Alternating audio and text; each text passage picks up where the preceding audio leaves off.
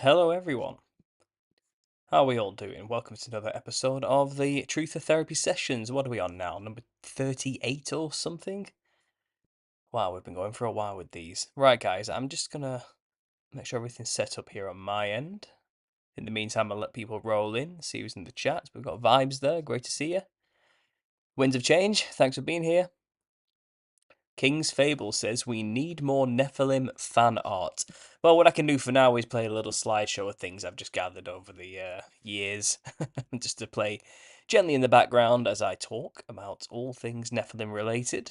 I've got a bit of a show for you guys today. I'm going to be talking about the Serpent mounds, all within America, North America, and the many giant skeletons which have supposedly been dug up from these mounds and the mysterious disappearance of all of these things as time kind of went on.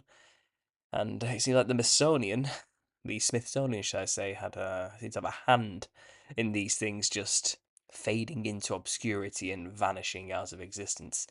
It seems to be a topic which is rife with hoaxes, charlatans, false events, false accounts, over exaggeration, but there also appears to be hundreds of accounts which cannot be put down to simply people out there purposely trying to make stuff up, backed up by credible sources who claim to be real witnesses who studied these bones.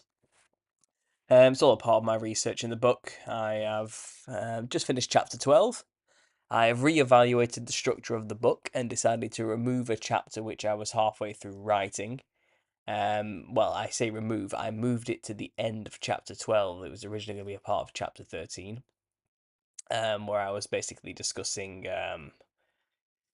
the other types of Nephilim other than the main types. So the children of the Nephilim and the Nephilim's children's children. So these are the infamous Nephil and the Eliud or the Elio.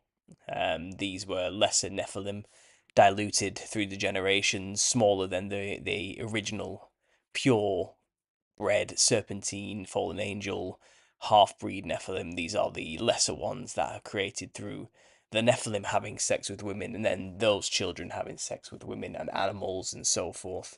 Basically, discussing the monsters that were created during this time, just right before the flood. And obviously, there was a lot of mixing of kinds going on there, a lot of human beings also mixing themselves with animals to try and be like the Nephilim, the Nephil, and the Eliu. Um, and I felt like I was going to do a whole chapter on cultural descriptions of the gods, but then I realized later on in the book, all of section 3 would be about that, so I'd just be repeating myself. So I've removed that chapter. I've amalgamated what I wrote about the monsters into end of chapter 12, which is descriptions of the Nephilim. Um, and the current chapter I'm writing now is, if I could, maybe I should share it on the screen so you guys can see. Screen share that. Let's see, where do I have my book? I must have closed my book, so let's just bring that up here. I've got the book saved down here. Here we go. So yeah, chapter 12, which I've just finished, which I originally called Biblical Descriptions of the Nephilim, has turned into maybe a 6-page epic. And then after summarizing the monsters that were around during that time, chapter 13, I've kind of laid out a plan here, and it's descriptions of modern encounters with giants and what we can gather about the way giants looked from these more modern encounters. And the first subheading within this chapter, I want to be North American skeletons and obviously the serpent mounds that they're found within. So I'm going to talk about those today. I purchased a book on Kindle, which has basically mapped all of this out, which we'll go through. I've made a few highlights on the side here of quotes I found interesting, which I may amalgamate into my own book. But just the overwhelming evidence that America, the land of America, is just absolutely packed with the remains of giants ranging from, 7 foot tall to 18 foot tall. Just enormous, things. And obviously, I know there's a lot of stuff in the conspiracy culture right now about America being actually uh, where the Bible was set, and all the stories of the Bible were actually set in America. I know there's a lot of that going on, and perhaps these mounds, may attest to something like that happening. But I don't know. I don't know about that myself personally. But nonetheless, it's clear that the Americas um, were inundated with a race of giants who built these mounds, these ceremonial mounds with serpentine shapes to them, and also alignments to the stars and patterns and seasons to a scale which is just unprecedented. And it seems like the tribes who came after the giants, who even warred with the giants and killed a lot of these giants, um, seem to have a distant memory of being haunted by these things. So we'll go into some of that as well. We'll talk about the city car as the show goes on and the infamous Lovelock Cave incident. But we'll also talk about another account of a tribe being utterly decimated by these Bigfoot-like hairy giants who could make themselves invisible with strange gels and had a sick Joker-like sense of humor. Very interesting stuff. Anyway, we'll talk about that as the show goes on. In terms of my book, obviously, I'm going to talk about Bigfoot and the wild men of Europe, modern encounters with them. When I say modern, I mean relatively modern. I'm talking within the last maybe 1,000 years, which is actually, medieval times for going forth. It's relatively modern in terms of human history. But then obviously we'll go right up to the cryptids, the monsters that are claimed to be seen all over the earth there now. Just get rid of that, sorry. The cryptids that are found all over the earth now, and people claim to have modern encounters with them all the time. There's plenty of radio shows that have been discussing this for decades now. And obviously the infamous Giant of Kandahar incident in the Afghanistan mountain range is got to be mentioned because that was the white skinned red haired giant with a spear that a unit of American soldiers took down with guns, basically. So you can't get more modern of an encounter than that. So that'll be chapter 13 boxed off, and then I can finally get on to the origin of the clowns. I've got a few things already here. I'm going to break down secret societies and the way they venerate the clown. Things like the Shriners, and the Royal Order of the Jesters. Then we'll talk about the clown and break it down, how it represents the Nephilim, serpentine and bird-like features. And then we'll talk about the circus and how it represents a realm, the fractaled realm, the spirit realm, the opposite of our reality in which these entities now live as disembodied spirits. And now the circus is an allegory for this. We'll talk about the Ringmaster or the Hat Man, something we have discussed very recently on the Sabbath at Midnight podcast. That podcast, if you aren't aware, has just been put on to wherever you can get your podcasts from. I'm kind of annoyed. Sorry, I don't really know how to use Macs efficiently, guys, so I'm lagging behind here. But if I go to applications, Spotify, let's put that down here. Let's pin it. Yeah, I don't want to put it into photos. I want to get it down here so I can get quick access. There we go. But if you don't know already, guys, I was on the Sabbath at Midnight podcast and they have just released the recent episode here. Episode 32, The Hat Man. And I go on for 2 hours with these guys about this entity, how it relates to the circus, how it's seen by thousands of people all over the earth, how it seems to be a high ranking demon of some kind, and then we talk about other things as well. We talk about Richie the Barber. I know many of you guys are itching to hear my opinions on that. Well, I go into it a little bit in this one. And we also talk about addiction as well. So if you haven't checked out the Sabbath at Midnight's podcast, go and check them out. Lionel and his son, great guys.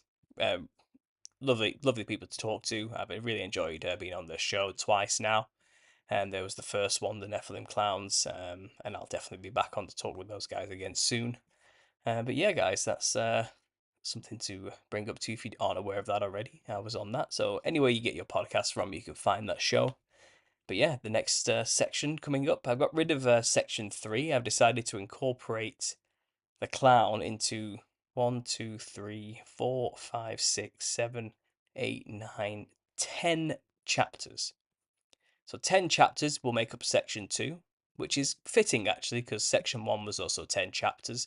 So I guess it works out better, but I originally had this split up. But I think I'll keep it 10 chapters, perfectly breaking down the clown and the aesthetics of the clown and how it is relating to the Nephilim. And then chapter 3 will finally be about going through all the folk traditions and the artworks and the ceremonies and the belief systems all around the world on every single continent and showing how they also venerate the Nephilim in their costumes and their artwork by using clownish features which were adapted into the Western's image of the ancestor spirit, the thing we call a clown.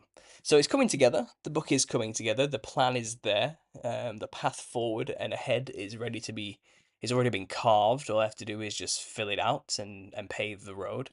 Um, and obviously, all my work on my channel has done this. You know, I've broken down all the continents and all the different cultures around the world that venerate these things. So I just need to input it into this book, and then we'll be on our way to getting a relatively finished book. Section 4, which will be essentially the final section. We'll basically go into modern mainstream pop culture stuff relating to the clown. So we'll talk about, the 2016 clown sightings, the Multicolored Collective. We'll talk about the murderers and the perverts which dress like clowns. We'll talk about the fear of clowns and coulrophobia, things like that, and then we'll talk about the music industry as well. Clowns as Nephilim referenced in film and TV and in the music. Artists who dress like clowns and how it's used as a method to invocate the demonic in order to gain fame and power. All that's going to be referenced in these final sections and these chapters. It'll be a fun way to round off the book to talk about all the pop culture stuff, and I know that people really like that. And then the final chapter, just before the conclusion, we'll be talking about faith, Jesus, and how to protect yourself and how to put on the full armor of God. Obviously, I want it to be a happy ending, as scary as clowns are, and the Nephilim are. People need to know they are a defeated enemy, and they truly are just clowns at the end of the day, and nothing to fear. So yeah, and that'll be the conclusion of the book. So it's coming together, guys. But while doing my research for this chapter 13, I came across quite a few things about the skeletons and the Smithsonian cover-ups, and I thought I'd probably share some of that with you guys in this show today. But I've also got some stuff to break down about Gog and Magog, and the story in Britain of these two giants, or could it be even one giant? Or could they have not been giants at all? This is the thing, the story gets very complicated, and there's a lot of mismatched theories and stories about truly what was going on with that. It seems like it may actually have absolutely no relation whatsoever to the Gog and Magog mentioned in Revelations. It's actually nothing to do with that. It's just a coincidence they have the same name. But talking about the giants that were in England in the ancient past, and also the similarities the statue of Gog and Magog has to the statues of the Devas in China, who represent their gods and their giants, which is bizarre. So we'll talk about that as well, guys.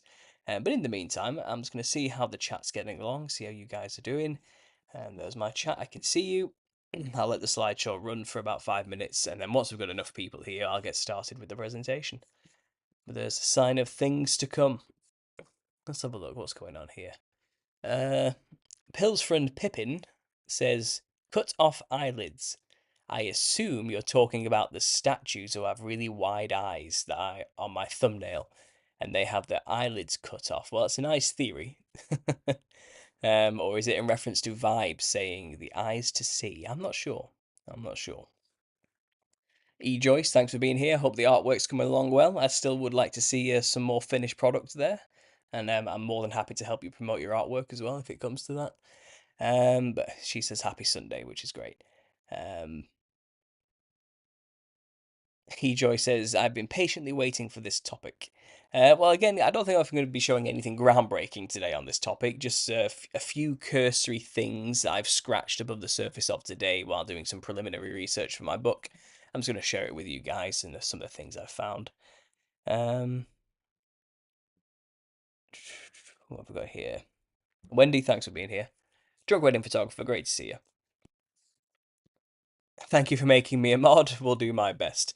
Well, I trust you. One wedding photographer to another. I trust you. So I'll let you just have free reign. Obviously, I am not much of a moderator myself on the channel. I try not to get involved with anything like that. But if you guys, see anything that you think may be detrimental to the channel, not what's that word? Off-brand to the channel, shall we say, or is just generally offensive and annoying, get rid of them. I don't have time to deal with idiots, unfortunately. So just I'll leave it to you to your discretion to figure that out. But everybody gets one. Don't get all don't get too dictatorial about it. But you know what I mean. You'll know it when you see it. Let's smash that like button, says Cornflakes Baby. Yeah, guys, like the video. Let's get this going. Attack on Titan. The size of the Titan was directly proportional to its strength, with the bigger ones having special powers. Interesting. Yeah, I've watched Attack on Titan. I've watched all of it. Is the last arc released now in the anime? I'm not sure. I haven't seen the last final arc. But I think I get the gist of what's about to happen. But yeah, that show is full of it. Obviously, they've mystified it a bit, made some stuff up, created their own world. I thought it was interesting that it's basically set at the bottom of Africa in Madagascar. That's basically where it's all set. But other than that, yes, it's an obvious one to point to when talking about the Nephilim and clowns and giants, isn't it? It's all there in that cartoon. It's definitely a creepy one as well. Um, I've been to the Serpent Mound many times as Margaret. Interesting. Well, again, as somebody from England, I don't know much about these. Okay. Again, I've only just kind of done some preliminary research today into it. Just something I'm going to quickly reference, maybe in a couple of paragraphs or maybe a page in the book, just so I can get talking about the evidence for the giant skeletons which were found within these mounds. But I'll just basically show you today some of the things I've read. If you people haven't heard of them before, it might be interesting as an introduction to the concept. But it's certainly not something I'm not going to make any groundbreaking new discoveries on this topic today myself. But it's definitely fun to bring up and talk about and share ideas about. Is Glimmerman a type of Bigfoot? Again, I don't know. I've heard that before though. And the thing about Bigfoot, it's a tough one because we all understand it's supposed to be some kind of tall, broad, hairy ape type man that's seen in forests and by rivers and in generally in wildlife out there, and that's kind of what's understood it to be. But then there's all these stories of having magical powers, being able to do things which just defy physics, like walk through trees as though they were portals and go invisible and do all sorts of things. Um, and they have powers to throw their voice. And I've heard people say the good and the benevolent beings, and carefree, and then other people say the evil and the predators that are out there to maul us to death and tear us to pieces. And it's just such a big topic, but it can't be ignored, especially in this next chapter I'm writing, because I need to basically show that there are modern encounters with Nephilim-esque beings, giants basically, and Bigfoot does come under that category, of course. But I'm not here as an authority on that. I have somebody emails me, Ernie he's called. He emails me a lot of stuff to do with Bigfoot, which actually came in handy today. I went back to one of his very old emails he sent me, and I've basically dug up this video he sent me from somebody called David Paulides, and he has this Bigfoot 101 class, and he sent me exactly to this story of the city car utterly decimating this tribe. And the story is terrifying. But again, we'll get into that in a bit. So, I am kind of dipping my toes into the Bigfoot stuff a little bit more lately. But I never wanted this channel to become a cryptozoology channel, if you know what I mean. But yeah, and I do think there's a lot there. Um, Ezekiel was a big hairy titan in its leader of the rebels. Yes, Vananox, he was. He was, I remember. He had the ape titan, whatever it was called. I'm not sure he threw rocks like you said. Yeah. That was his main attack, crumbling rocks and throwing them at people like boulders. Truly horrific when you think about normal sized humans up against giants, though.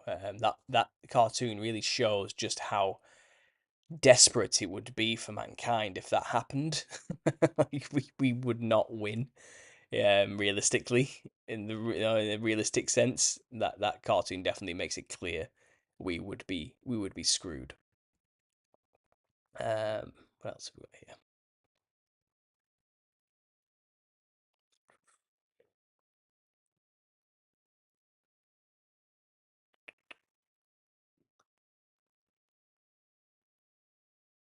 The Hatman motif shows up in a lot of plays and musical reviews. It does, yeah, yeah. It's the Hatman's used in a lot of art, mainstream artwork as well.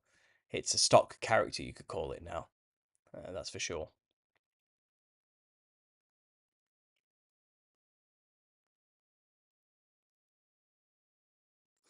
Um,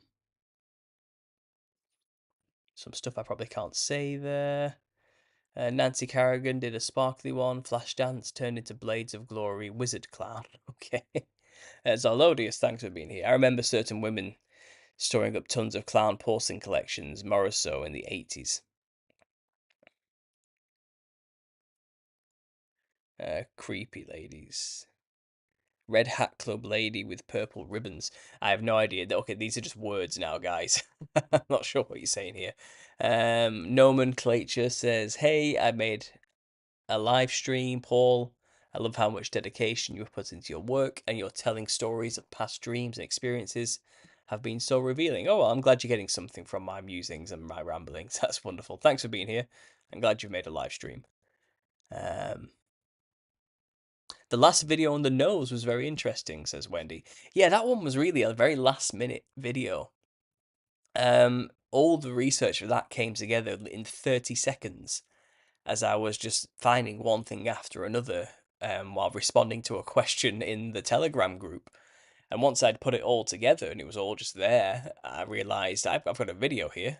So that's what I did. I just made the video. Um, there's some stuff I missed out actually, which I didn't have time to really discuss in the video. I did mention it all in the video, but I wasn't happy with the way I said it, and I figured I'll just make this an isolated video about the red nose and this particular problem, this defect people have. But there is a lot about the word sanguine and a lot about medieval understandings of the human body and biology and the four humours. It was said that somebody who had a lot of blood or too much blood, which is one of the four humours, basically would be sanguinous. And to be sanguinous or have too much blood would mean you would be naive, jester like, clown like, optimistic, silly, and over the top in that respect, in that childlike wonder way. And that's like kind of a side effect of having too much of that one particular humour, of having too much blood. There were other humours as well. I think it was yellow bile, black bile, blood, and I can't remember the other one now, but it was some other random bodily fluid. Because that's what humours are, they're basically bodily fluids. Um, and they believe that these bodily fluids were all combined together in the blood or something, and all over the body. And all you had to do was take a sample of the blood and let it separate, and it would show you how much of each you have in each layer. And that would determine how much of something you have which needs removing. And to remove it, they would basically drain the blood from you. That's what bloodletting comes from. And a lot of people said, the four humours determine somebody's personality. It was a whole thing before they understood really how the body worked fully. um, but I just thought it was interesting, this reference to, being sanguineous would also make you have a flushed cheeked face and a red nose, they would say, and to have a flushed cheeks and red nose while being in this sanguineous state of having too much blood. You would end up acting like a clown, being foolish and jokery and optimistic and happy and glad and, smiley. And this link, to having red cheeks and a red nose filled with too much blood and being happy. And obviously, the very first clowns in the Victorian era, they did seem to actually make up their face to look like that, to have a sanguineous disposition, to have rosy, bright red cheeks and patterns all over the face, and not dissimilar from rosacea, basically. So was that maybe a connection to where the clown makeup came from? Um, if not Nephilim-esque. But it's also there's this whole thing about Nephilim, drinking the blood. Such a reference thing in all these pseudegraphical old texts. He's always talking about blood drinking, and drinking the blood is what these Nephilim beasts did all the time. They were just drinking the blood of the slain enemies. And it seems like there was power in the blood or something. So if these were incredibly pale beings who probably had this rosacea issue where they would have bright red splotches all over their skin, and they were just filling themselves with more and more blood in the body, just drinking it by the gallon, draining and squeezing it out of the carcasses that they'd mutilated, and just straight into the mouth.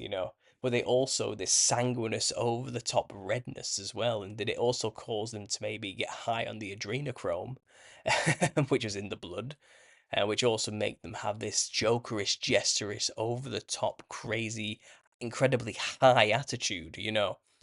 Something else there, isn't there, about this? They all seem to connect in some bizarre way. But that's just I kind of left all that at the end of out of the end of the video. Maybe that constitutes a second video of some kind.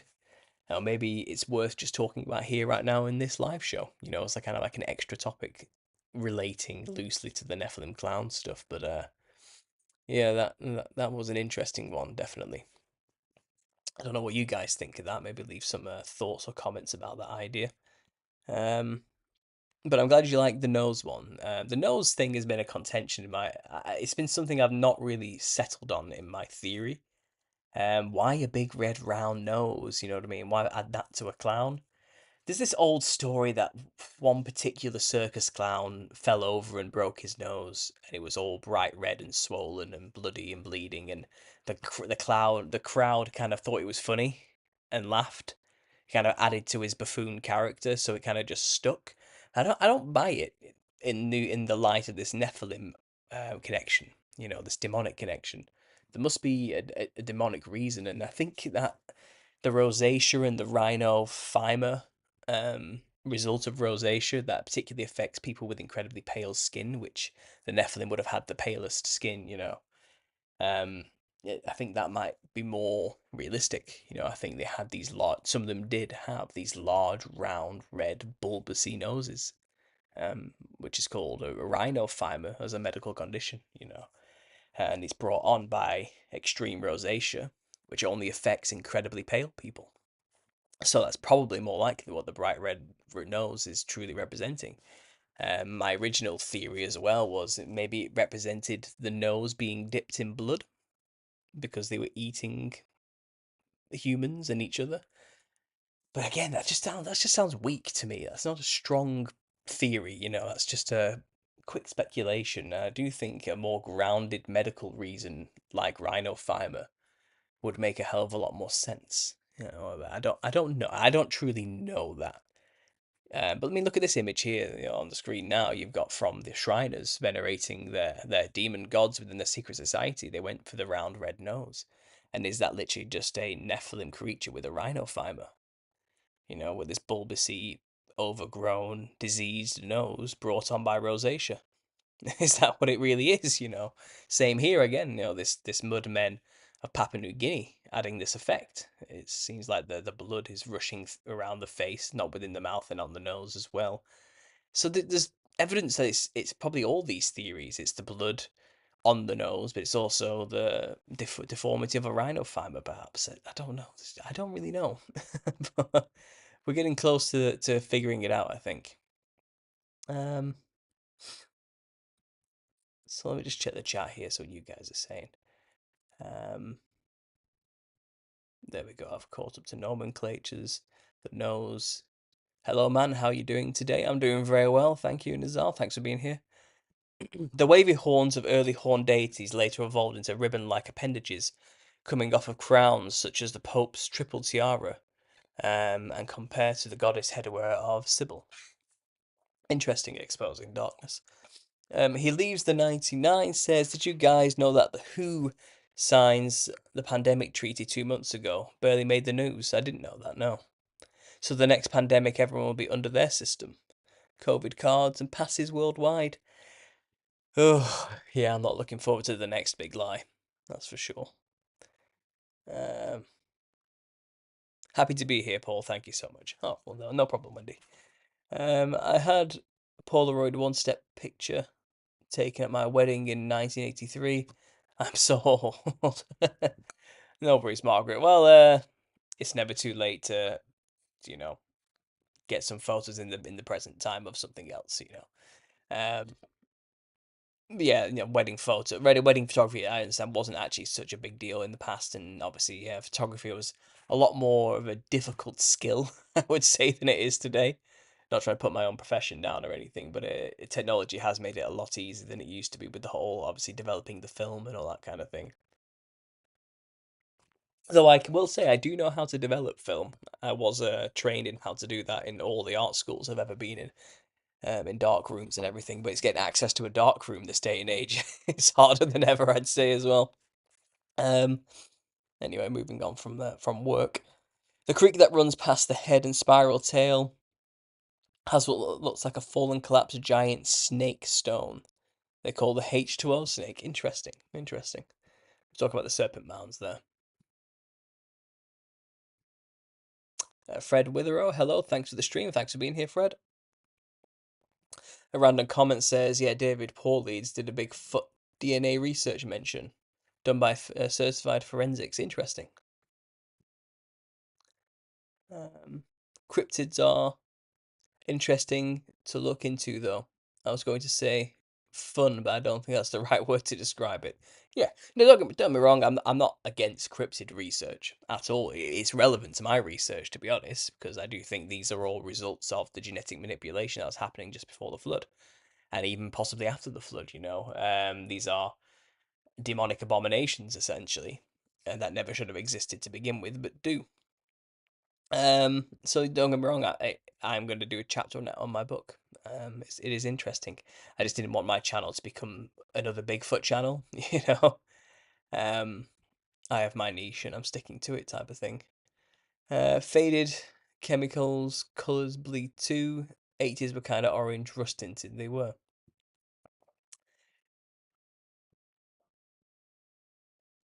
Why is there a sword sticking out from the thigh of the entity described in the Bible section on the pale horse? I'm not sure, Fred. Uh, I watched Deepest Creepers not long ago, and it's totally the Hat Man. It is, isn't it? I realize that now. Yeah, Jeepers Creepers was a quintessential Hat Man who skinned his victims. Yeah, that one was a that's a classic film. That Soil and Blood was a motto of Nazis. Okay, uh,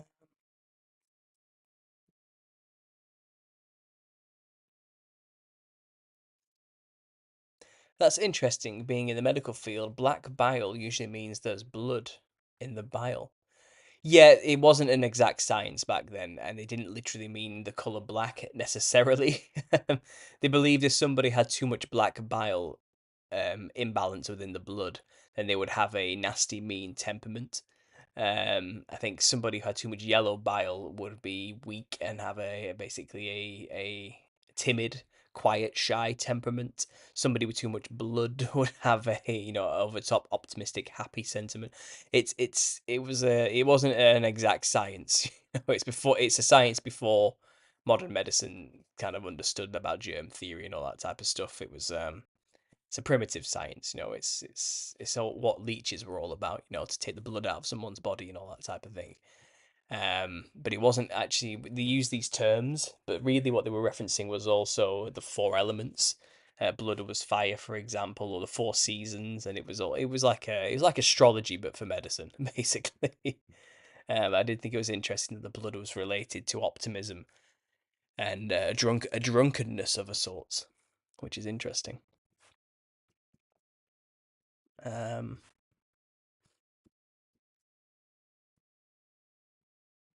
Oxidation turns red blood black. It does, that's true. Coagulates, I think that's the word. Soil and blood was the motto of the Nazis. Yeah, life is in the blood, and in the Bible it states that they were possibly limited to 120 years, as Gary Wayne stated. Yeah, yeah, the blood in there's a big issue about drinking the blood in the Old Testament. It was a big no-no. That's what the Nephilim did, you know. Right, guys. I think I'm relatively caught up to the chat here.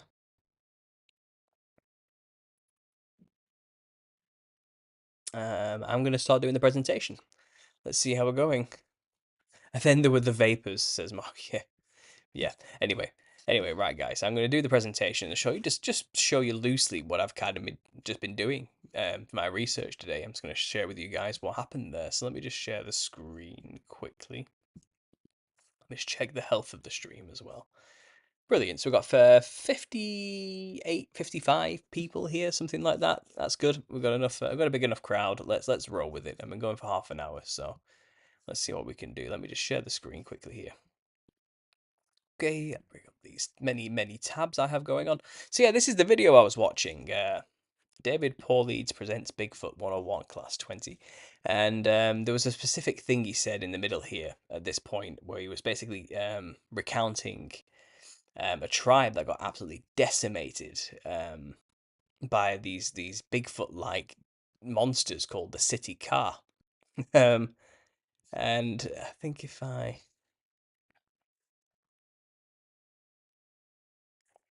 how do you pronounce it? C. Never mind. Maybe it was car. If I put car in, no. Yeah, it's going to be difficult to find. Anyway, it's irrelevant. You can go find this video and watch it for yourself. It goes on for an hour and he's talks about so much. But he was referencing a book in here, which he was using for his examples. And he also, the person who sent me the email to that video sent me this as well. And we're talking about, the history of Britain. It's very interesting if you go back far enough. It says the oldest accounts all state that it was an island of giants, the last of which were said to be driven out by Brutus and other Romans. It says the very last of the giants were said to be thrown off a cliff during a wrestling match with Corinius, and the cliff still bears the name Gogmagog's Leap. There's also a statue in Guildhall in London where he was killed and was held captive as a guard. In fact, countless places in Britain are named after giants, and the landscape leaves possible indicators to some kind of factual basis. There are giant figures carved into many hillsides. There's the Giant's Causeway, Fingal's Table, Stonehenge, Spinster's Rock, and many more. And this got me wondering about, Gogmagog, and I know Gog and Magog were mentioned in the are mentioned in obviously the Revelations, and people have been arguing for thousands of years about who represents Gog and Magog and who are these two factions that will war against the saints, and it's all this type of speculation, and it's been speculated to be many people. And I'm not here today to get into that. Okay, I'm honestly not here today to get into who they are. All right, that is just too big of a thing. But he did send me while going through his emails. Here's an example of, for example, of a giant horse just carved into the side of a hill. There seems to be a lot of giant carvings just everywhere in England, and it was just interesting to see. So that being said, I started to look into this Gog Magog thing to try and figure out what is the story here, what is going on. Because I don't really know the story. I know I live in England. I should probably know this, but I don't know. So I found a couple of stories that basically break this down. And it says here, few of us may be aware of the numerous folk tales and legends associated with Cambridgeshire. The witches of the war boys, the gruesome history of Caxton Gibbet, the butcher of St. Neots, but rising above all, these quite literally are Gogmagog Hills. In a country known for its flat landscape, the hills can be found on the A1307 road to Averhill and are a favourite spot for walkers, nature lovers, and picnics. Those who visit this locality would rarely be aware of its history or its centuries-old derivation. Gog, the chief prince of the land of Magog, is referred to in the Bible, Ezekiel 38-39, and the biblical association is continued in the book of Revelations, 20 verse to 7 and 9, with apocalyptic associations. Legend also links to ancient Greece, where the king chose husbands for his 30 daughters. Only one, the youngest, was happy with her choice, and defied her sister's decision to have them slain. As a punishment, the girls were set adrift until they came to a land which they named Albion. Subsequently, they populated a race of giants, of whom Gogmagog was 12 feet tall and of superhuman strength. So this is saying basically that Britain was populated by giants from Greece, which is just an interesting story. I think there's more there I'm going to have to look into to figure out what that's all about, you know. But we're talking an ancient time here, aren't we? You know, a mystical time where giants and monsters roamed, you know, and gods and all sorts were all over the land with the many factions. You know, you had the pantheons of gods in every country, all representing similar things. You know, and these were just as far as I'm concerned, these were just the Watcher class angels ruling over sections of the earth with slightly different variations of the same story. So we had a pantheon of fallen angels in, you know, the north of Europe, being the Viking pantheons, you know, and then we had a group of Watcher class angels playing gods in Greece, you know, and all that sort of stuff. We had a bunch of over in China being the Devas and all sorts of things in India, you know. But they were all just many Watcher class angels playing funny roles and ruling as gods in different factions all over the earth, basically. And that's when the time of giants, you know, that's when they were mixing the seed with human women and creating monsters everywhere and all these different groups and stories everywhere. Um, when you take a step back, you realize it's all one big story.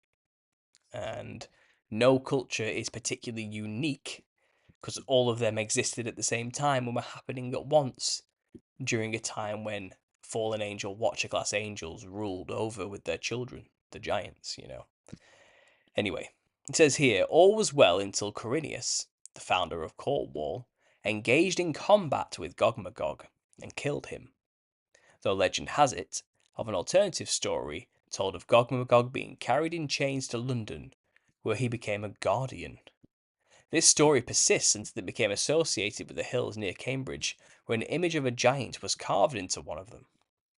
Local residents may be aware that the village of Cherry Hinton, children were discouraged from playing in the local chalk pits, lest the buried giants Gogmagog awoke and chased them. Gog was reputed to have quarrelled with his wife, Magog, and threw earth at her. It missed, but instead the present day hill was formed. A third hill was created when, in a fit of temper, Gog buried Magog alive. Intriguingly, in the car park of the Robin Hood pub at the crossroads in Cherry Hinton, there is a dark stone 3 feet across and with a wide 10 footprint, with a size 10 footprint carved out of it. So the mystery persists, but no one should be discouraged from exploring our local history, blah, blah, blah, blah, blah. Okay, so these two stories that, you know, first, Gogmagog was one person, the last of the giants of Albion, who was killed by a Roman general called Corineus by being thrown over the edge of a cliff into the sea. Then there's another story that Gogmagog was actually put in chains and brought to be a guardian in London. But then there's another story that these hills are actually where the Gog and Magog, two separate things, were buried.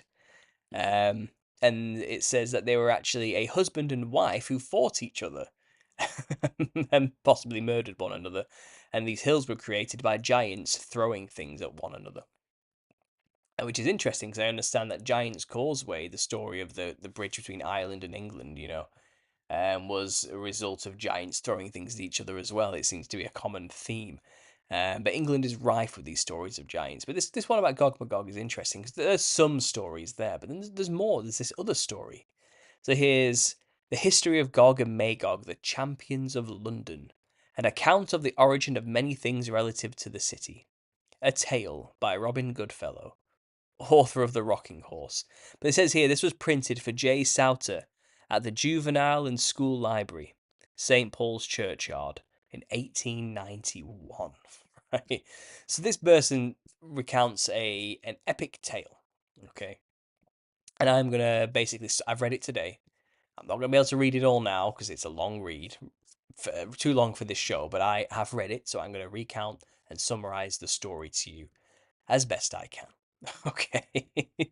as best I can. I might miss a thing or two, and my memory may fail me, but I pretty much I pretty much get the gist of the story. So the gist is that London, before it was a city, when it was mainly rolling hills and rivers with a few strongholds and castles and houses here there, was ruled over by a tyrant king called Humbug, and he was a giant. But he was a tyrannical giant who was cruel and brutish and just awful. Just an awful human, an awful monster. It wasn't even human, he was a giant. Roughly about 10 foot tall, something like that. Towered over normal humans, you know. Anyway, he falls in love with this woman he sees randomly one day called Lundana. Okay, now Lundana is this beautiful, comely woman, and he sees her while he's out hunting or something. And he approaches her and tries to, basically say, "I'm in love with you. Please come and marry me." And she just gives him the cold shoulder and is like, "No way. Absolutely not." Because he didn't realize that this is the daughter of a king he brutally slaughtered. Okay. And she's been living in exile, hiding from him, growing up as a young child in this old lady's house. Okay. And he's just oblivious to the fact that this is the daughter of a king he usurped and brutally killed in the land. So this is the leader of like a huge portion of Wessex, and basically all of south of England. This is a king that has a huge dominion over England at this point, and all the many feudal kings were probably wiped out and killed by this giant and his armies and his vassals. So he wants to get with this woman, this Lundana, and she's like, no. So he doesn't take no for an answer. So she tries to run away, but she falls over. So he grabs her by the hair, and basically drags her back to his castle and puts her in the dungeon so he can try and convince her to marry him. It's probably not the best technique, but that's what he's going for. Anyway, these two heroes who hear of this, called Gog and Magog. It doesn't say that they're giants, it just says they're normal people. Okay. So Gog and Magog hear of this injustice done towards this woman. And these two heroes are like, we don't stand for this kind of injustice. This king has to go. So they gather up an army and they basically storm Humbug's castle. But Humbug is trained in the art of war. He's an old giant with gout. He's aged, But even then, he puts on his armor. He rides out with his vassal armies on his horse, and he just batters Gog and Magog and their army. Just absolutely decimates them. Gog and Magog don't really know much about war. This is the first real battle they've ever got into. And it seems to be described as a time where they don't even have swords by this point. It seems to be a place where they have shields and clubs, and swords haven't really been invented or something like that. So I don't know how old or long ago this was supposedly happening, but anyway, they don't get Lundana. They lick their wounds in defeat and retreat. But then they say to themselves, "We can beat this guy. All we have to do is just learn from this defeat, and we will defeat them." And the characters of Gog and Magog are said to have this unwavering confidence. They don't react to much. They have a flat personality. They don't, when something awful happens, they don't flinch. They stay calm and cool and collect no matter what. And that's always seems to be the case whenever they're described in this story. So basically, they resolve to avenge what's happened here. Gog and Magog are repulsed by the giant Humbug and his armies. Um, so they proceed to attack the castle again. And they do well, and they absolutely smash it. And they're at the gate, and there's this wise intellect, evil genius who apparently works for Humbug, who basically tells him, "Okay, what you need to do is basically tie a rope around this Lundana's neck and threaten to throw her over the edge if they come any closer." So that's what he does, and he refuses to basically accept the offer of a duel, which is unheard of. Kings need to honor these rules. And if you're called out for a one-on-one sword battle to settle your differences, you're supposed to go along with it. But he goes, nah, and basically says, "You come any closer, I'm going to kill this lady you've come to save." So they back off because they're honestly, they don't want her to die. So they back off and they're defeated again, right? So the Gog and Magog are trying to save this princess, but they can't. Basically, this humbug giant is just too evil and crafty for them and has, evil intent and is willing to go over the line basically and has no honor. And they're trying to fight with honor. He isn't. He's fighting dirty, and they're not winning. They're not getting anywhere. So what they decide to do is offer themselves up in exchange for her. Okay, and they will, they're willing to sacrifice themselves to save her. And Humbug takes it. He's like, yeah, brilliant. I hate these two guys. I want to kill them and torture them. This woman's not going to marry me, clearly. She hates my guts. So I'll be glad to be rid of her. And I'll be glad to have my enemies handed over to me so I can torture them. So that's what he does. He accepts the offer. So basically, yeah, that's what happens. And he gets, they basically are in prison for a while. And Lundana can't take it. She's like, these two brilliant, brave souls have sacrificed their life for me. I can't have it. It's not right. And she basically realizes, hang on, I'm a princess. I have the right to rule this land. And she basically makes this brilliant speech to all the armies that are lamenting over Gog and Magog not being around anymore. So, Gog and Magog gathered this awesome army together, and now they have no leader. But this woman, basically, Lundana, says, I'll be your leader, and we will go and get back these brilliant men. I'm basically, I have the right to be your queen. And she gives a rousing speech, and everyone's like, yeah, brilliant, let's do this. And she basically just goes for it with all of them. It just full on goes for it. Now, a month or so passes, maybe, and Gog and Magog are starving. They've been chained up, the week. They thought they were going to die this morning, so they didn't bother eating breakfast. And Humbug basically calls them in to torture them with food. And he's like, has this brilliant banquet made for himself to eat in front of them, and they have to kind of watch, and he doesn't give them a morsel. And he gets too close to Gog and Magog. And Gog and Magog are twins, brothers. And they basically know what each other's thinking.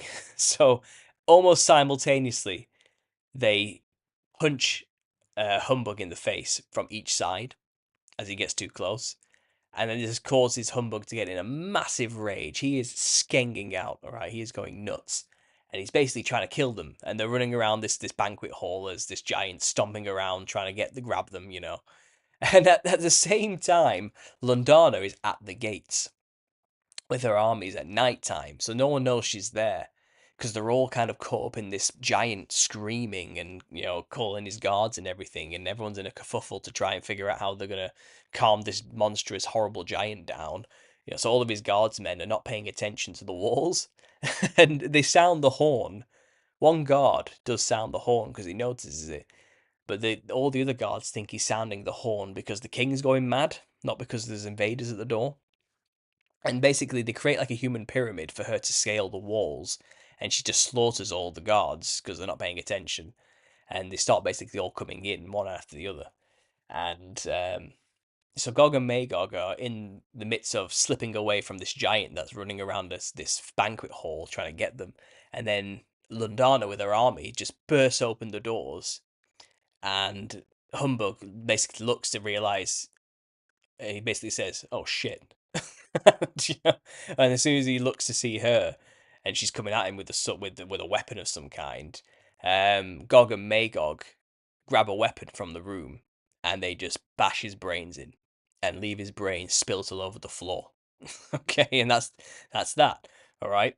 So that's the end of the giant humbug. Gog and Magog are now, heroes, and she reclaims her rightful right to rule, and she then declares that this place will become a city which will be built to defend innocent people from other humbugs, giants, basically. So London was built as a stronghold to defend against the tyrannical giants that were still in Britain at this time. And the rest of the story is about how Gog and Magog helped her build it, and how she took a husband from a royal lineage to create a established royal line. And then when Gog and Magog died, finally passed away, statues were put into this guild hall to venerate them as a perpetual mark that they are to the city, and to remind the city to obviously, always remain loyal and humble and true and all blah blah blah blah blah, whatever. Some happy ending there for the kids. So that's the other myth. Like they weren't Gog and Magog weren't giants, but they did help kill a tyrannical giant that ruled over the land at the time, which is quite interesting. And all these there's an image there of the evil humbug dragging Lundana away, and that's where London comes from. It's named after her, just as Rome was named after Romulus, I think it was, and all this type of thing. It was the thing to do at the time. Anyway, not long after this, obviously, that's when Rome did invade, and many of the giants were slain, and all that type of thing. Um, but that's the story of Gog and Magog as far as Britain's concerned. And look at this statue. So this is a statue of Corneus and Magog, and this is Magog or Gogmagog. Okay, and look at the face. Look at the design. This was actually designed relatively recently as well. This isn't that old. This thing. So whoever created this had an idea in their mind when trying to imagine what this Gogmagog would have looked like. What Gog and Magog would have looked like, and why go for this strange, huge, bug-eyed, slanted-eyed? I mean, they do have that weird slant going on, don't they? Like a lizard reptilian eye with this intense stare, and these forehead wrinkles and this prominent bulge in the forehead here with this, I don't know, and with glowing golden beard and all this sort of thing. Something about this looks off, very off. For I don't know if this is supposed to represent the good Gog and Magog we mentioned in that story there of valiant warriors who basically look on as the defenders of Guildhall, or if this is supposed to represent the evil giant that was killed by the Roman invader, Corneus. I don't know what it's supposed to represent. Um, but I was looking at this, and this reminded me of an image I came across a while ago. And I found this image going through Pinterest. Okay, so it's in the thumbnail, and I thought this looked Well, when I saw this statue, I thought that looks strikingly similar to these statues I found from a random temple in China. They had the same shaped eyes, the same countenance, the same crazy, large, bug eyed stare, And this is from a completely different place.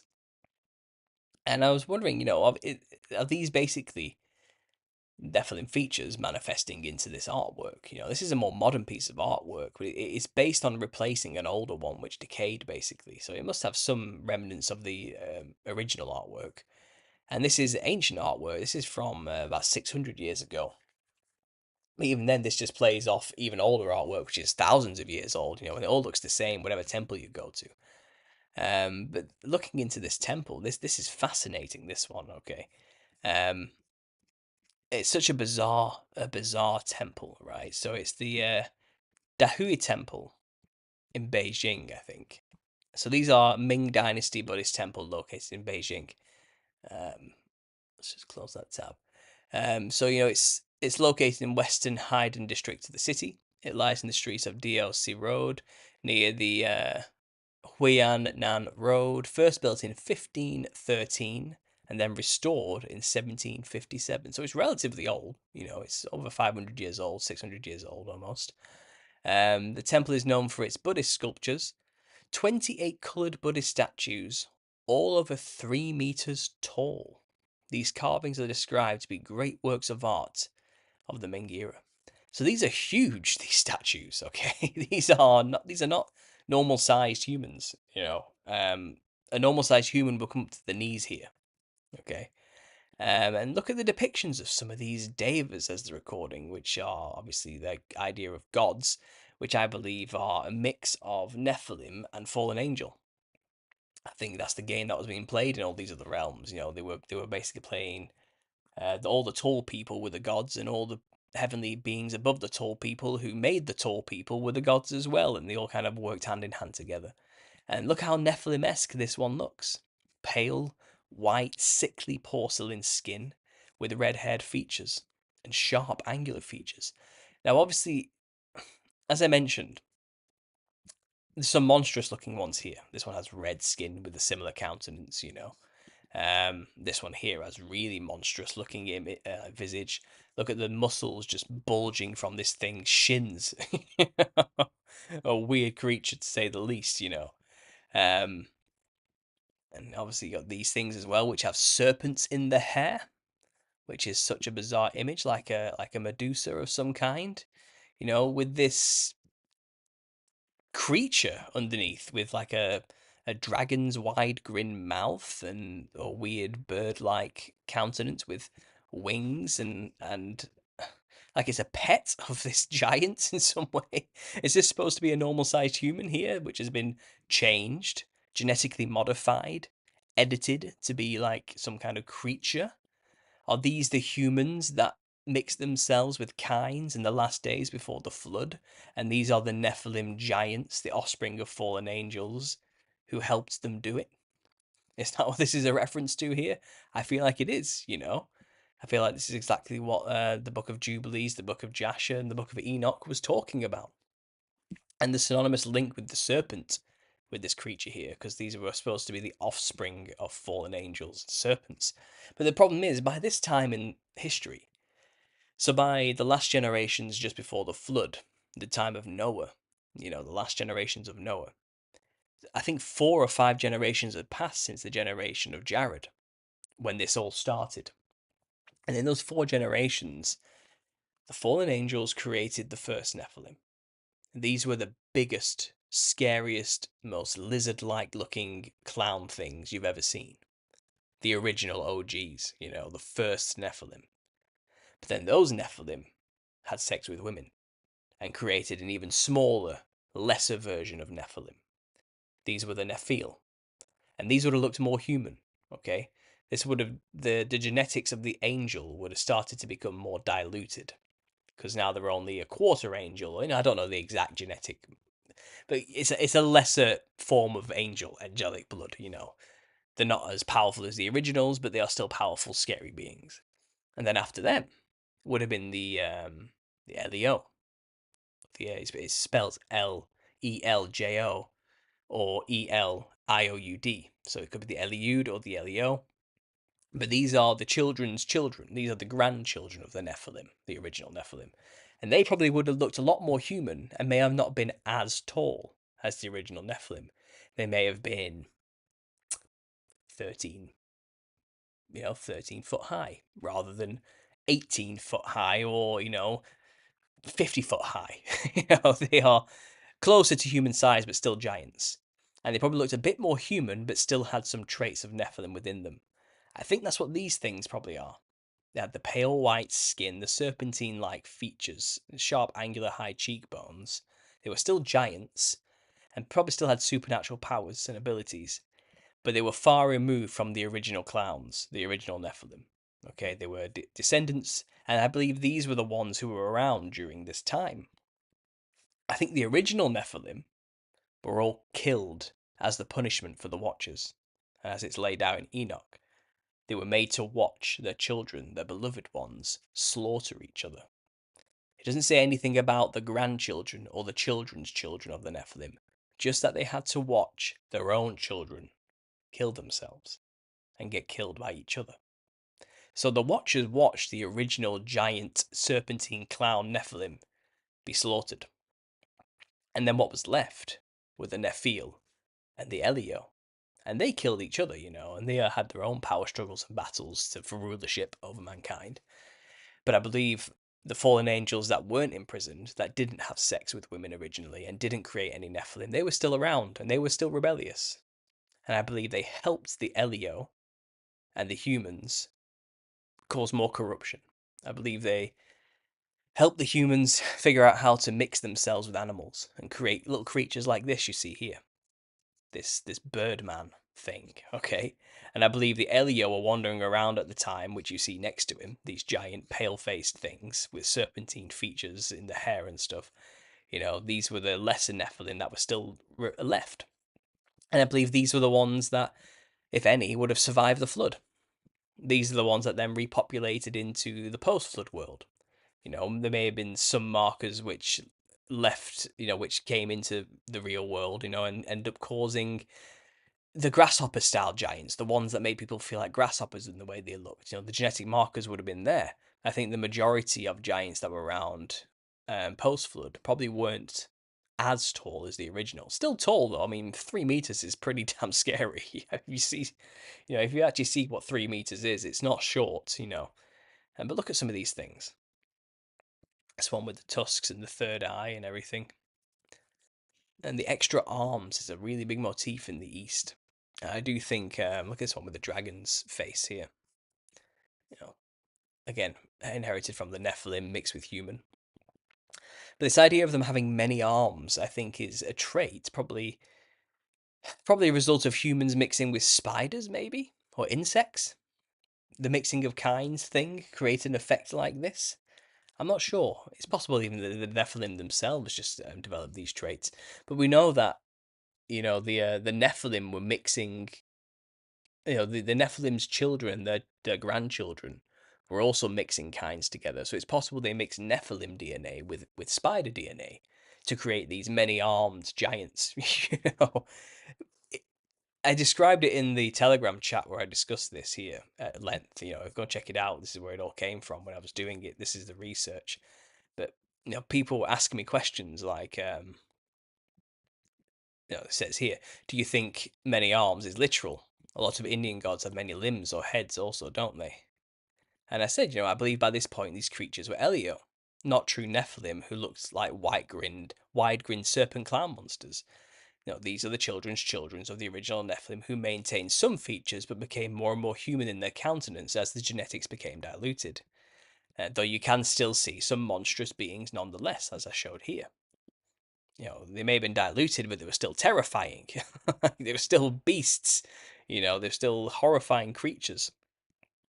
But then I go on to say, I think it was literal about the arms.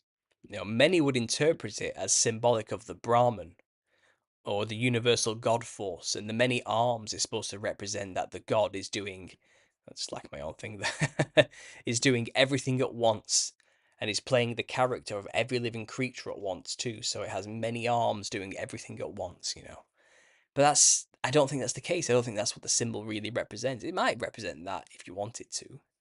But I think it's actually literal now. Um, you know,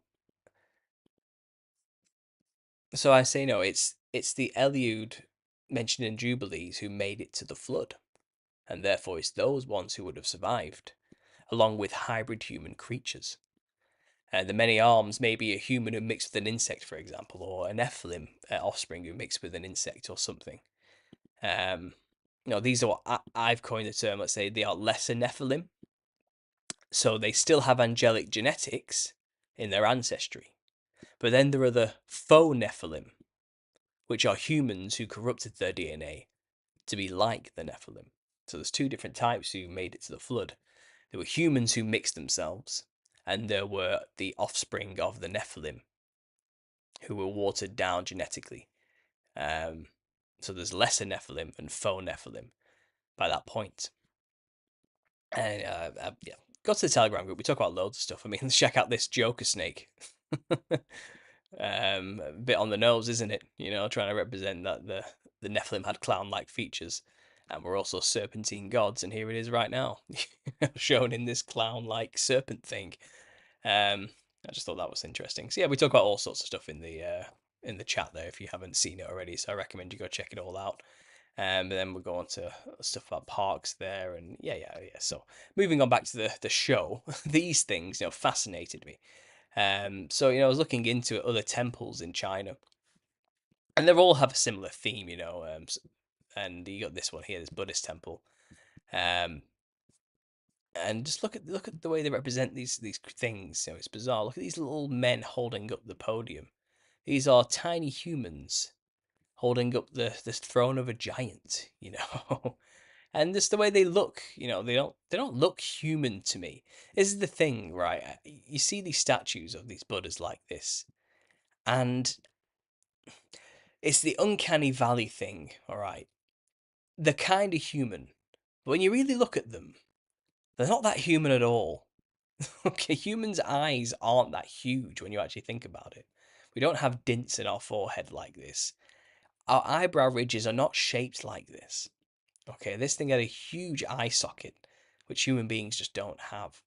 And there's these cheeks are so long when you actually look at them.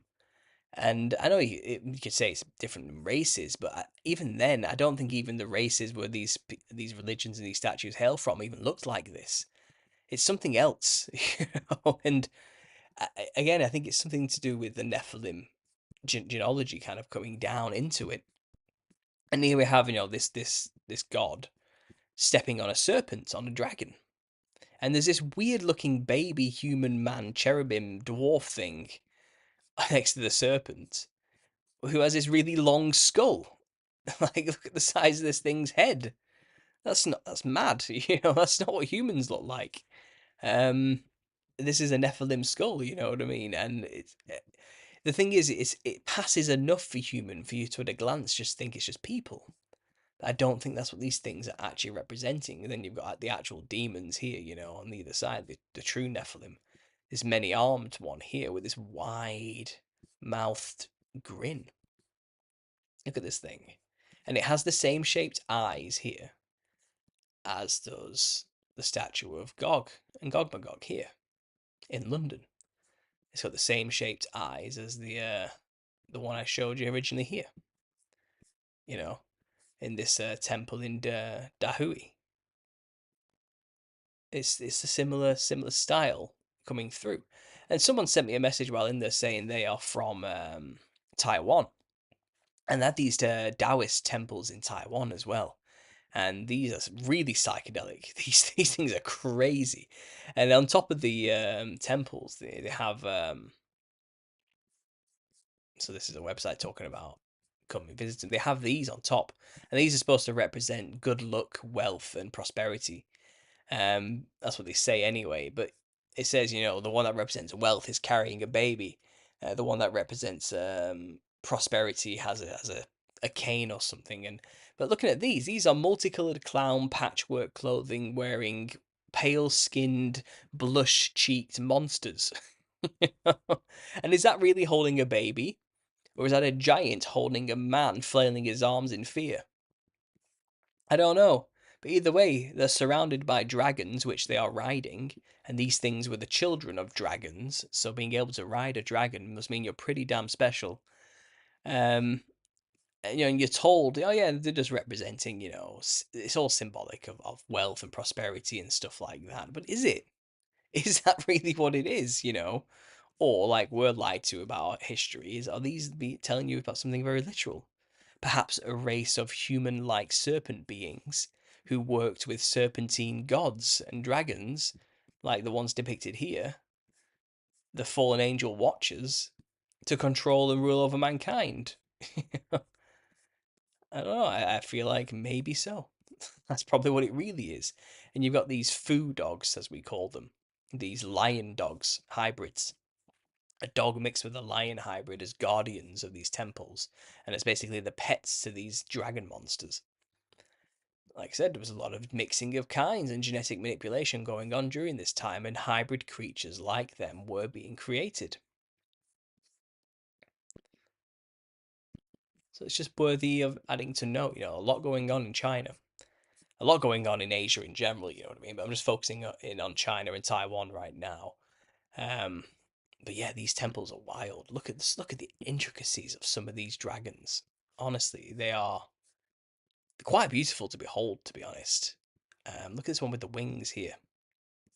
So psychedelic. So much artistry and design went into these. It's immaculate, It's amazing to see. Look at the detail in this one. Like, every scale has been added, meticulously.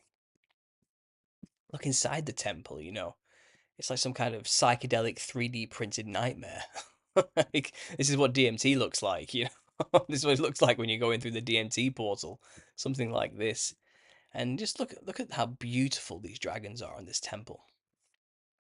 And so much detail and has gone into it. It's incredible. So much just blasphemous pagan idol worship. Okay, yeah, I'm not sorry. I'm not meaning to offend anybody when I say that, but yeah, that's basically what it is. It's fallen angel watcher class demon worship. Here's the generals of the ancestor worship going on. They worship their generals, and this is one of them. I remember this from my research into black and white impermanence, which are the two psychopomps, which take the souls of the living to the underworld, which is basically a nice way of saying Nephilim that murder people, basically. um, yeah, interesting. A lot going on in Taiwan as well. I think I'm gonna have to do more research into this area specifically in the folk traditions. But Asia is just full of dragon worship, and we know what the dragons were. You know, they were the seraphim class, watcher class angels who were supposed to look after us, but decided to rape our women instead. And here they are on the ceiling. So intricate. So much effort went into these. There they are again. Yeah, I thought I'd share that with you guys if you haven't seen it already. Fascinating stuff. Um, so that's all that about, you know, Gogmagog. You know, I just thought the story of Gogmagog is fascinating alone, but then this statue and the similarities you have in the countenance of this statue to the statues in Asia as well, it's just uncanny. You know what I mean? It just seems like they were all trying to represent the same species. Because I guess that's what it is at the end of the day. They're a species of a kind. They're not human. They're kind of human, but not. You know, and they have these odd features which seem to be consistent, you know, especially the later ones. A pale skin, white or golden or some kind of colourful hair, you know, and this weird bug-eyed, wide-eyed look about them, which they would have inherited from, obviously, the Serpentine bloodline, which goes way back. But yeah, interesting. So there you go, guys. That's one half of the presentation. I'll go into the Serpent Mounds next, and I'll share with you some stuff that I've been reading. I'll just close these tabs to give my internet a bit of a break. But yeah, look at these dragons. Look how wild and terrifying they are. Imagine one of these mixing with a human. What would you get? What would you get? And I believe I've shown quite a lot of what you would get in my slideshow I'm usually playing. And then as it dilutes that throughout time, you end up with Gogmagog, you know, that thing I showed you earlier. But yeah, we'll close these tabs anyway. I'll come back to the chat, see what's going on. I'm going to have a quick drink of water, and then we'll get into all the giant skeletons found in these serpent mounds. Which this is one of the articles I'll show you here, but I'll also go through the book which I bought, which is written by the same people, which basically, yeah, crazy stuff, crazy stuff. Let me just close the tabs here, bring the chat back up, and get the slideshow up. There we are. Right, so what's going on in the chat? Let me just check the health of the stream. Yep, still got about 50 people here. That's cool. There we go. Right, so catching up with the chat, I'll scroll back a little bit. Right.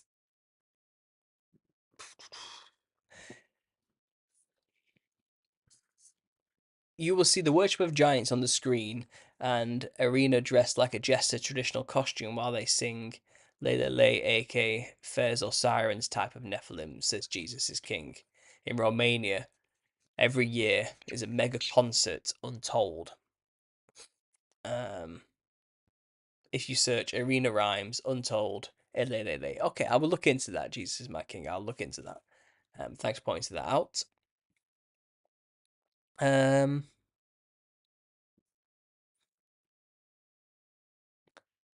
You guys are having a chat with each other about a topic. I don't know what that is, so I'll try and breeze over that.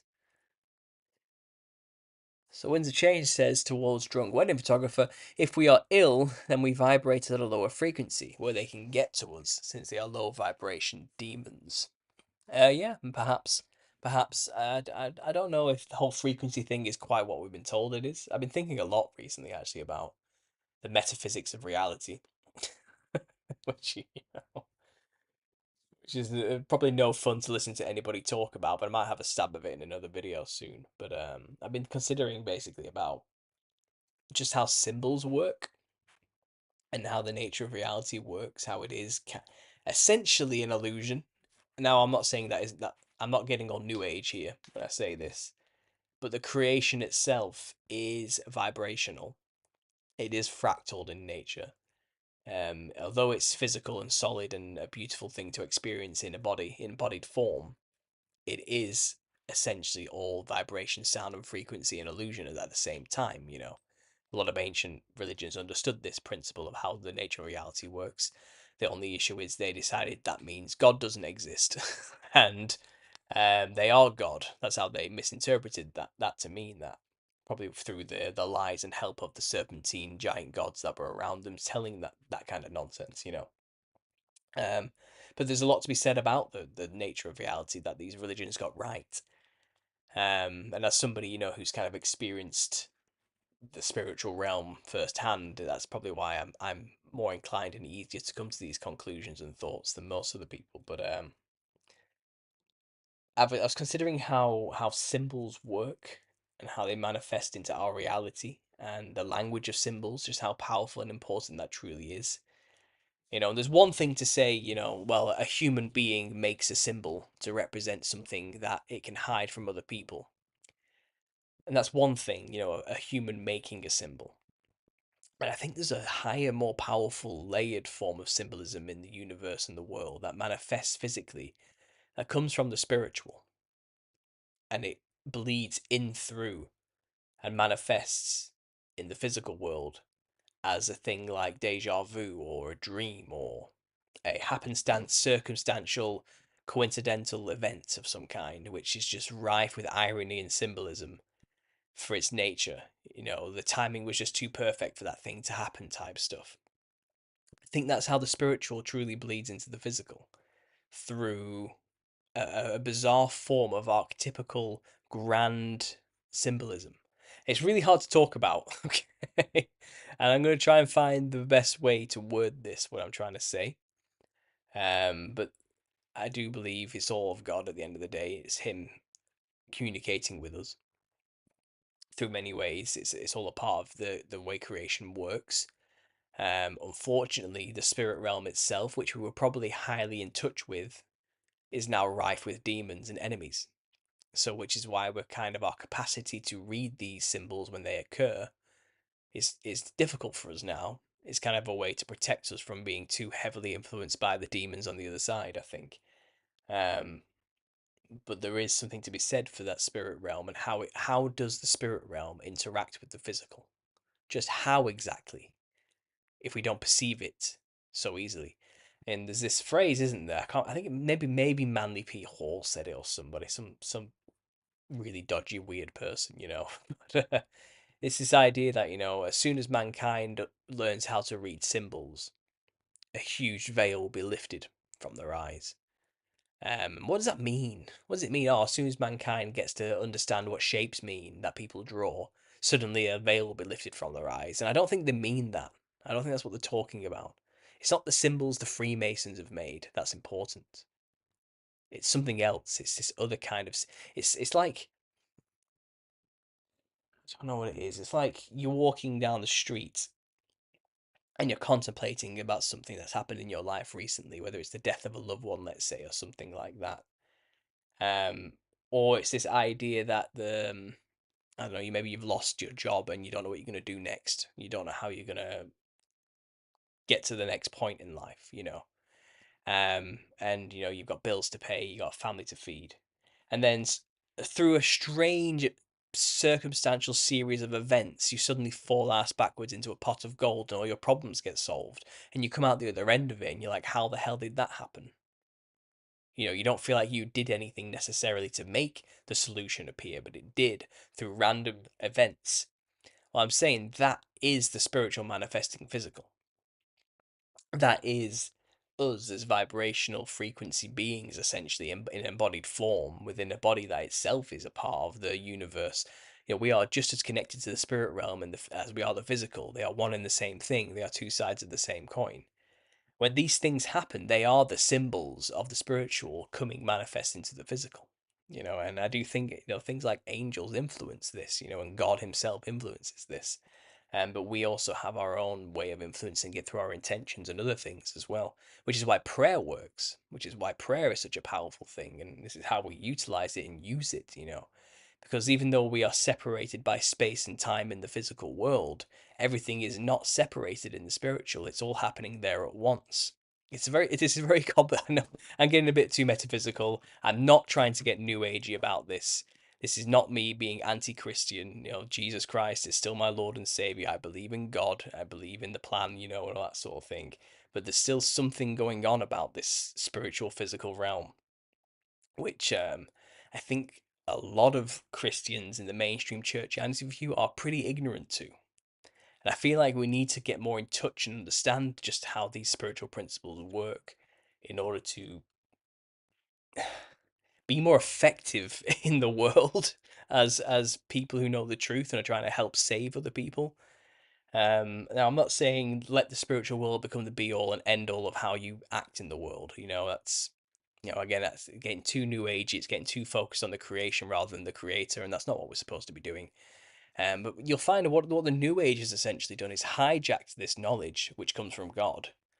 And like Satan always does, and any of his religions do, they twist it to basically try and make the person who's following these things believe they are God instead. And that's where the corruption comes in. You know, the God can do, Satan can do nothing of his own volition. He can't create anything new. All he can do is pervert and manipulate what already exists. And I think that's what's happened here.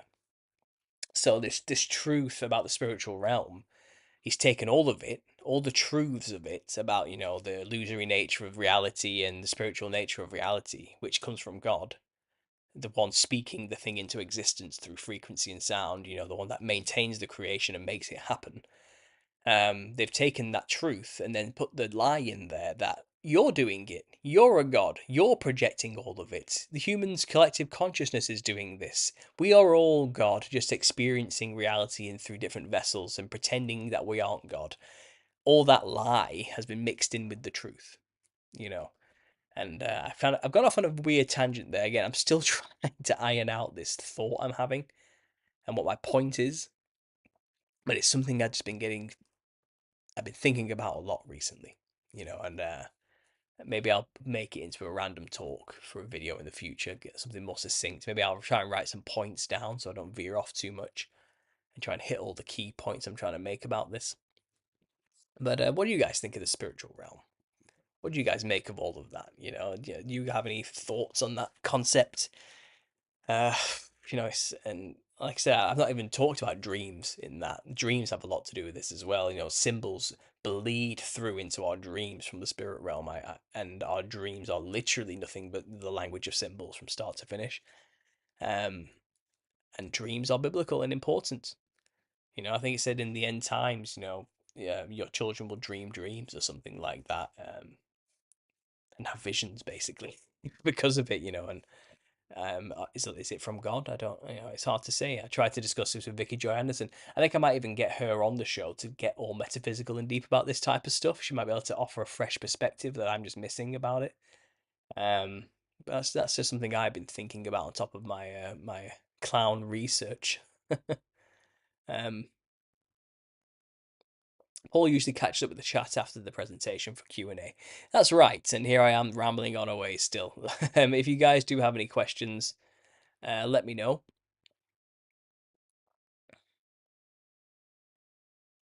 Fred says, I was going to recommend Paul to a podcast producer if that's appropriate. They do a Wednesday night special. Invited guests give 30-minute slots to specialist experts. Well, Fred, if you want to suggest that, go to the podcaster and let them know about me. Yeah, that's the best way to do it. Or you could tell me the name of the podcast and I'll try and get in touch with them, maybe. But I don't know if I'm going to be doing that. Kind of looks like Gilgamesh carvings about the eyes. That's interesting. That statue looks like a lizard person trying to look human. Exactly. There's something uncanny about it, isn't there? It's like it's almost human. But I don't know any humans that actually look like that. You know what I mean? Like, you look at it and think, yeah, that's a person, right? But when you look at it for long enough, it's like, I don't know any person of any race that actually looks anything like that. You know what I mean? Like, it doesn't exist. Like, there's something else, aren't they? Looks like kabuki theater stuff. Yeah, it does. Absolutely. That's what kabuki theater masks are inspired by Nephilim-esque features. Absolutely. I agree with that. The next generation, yeah.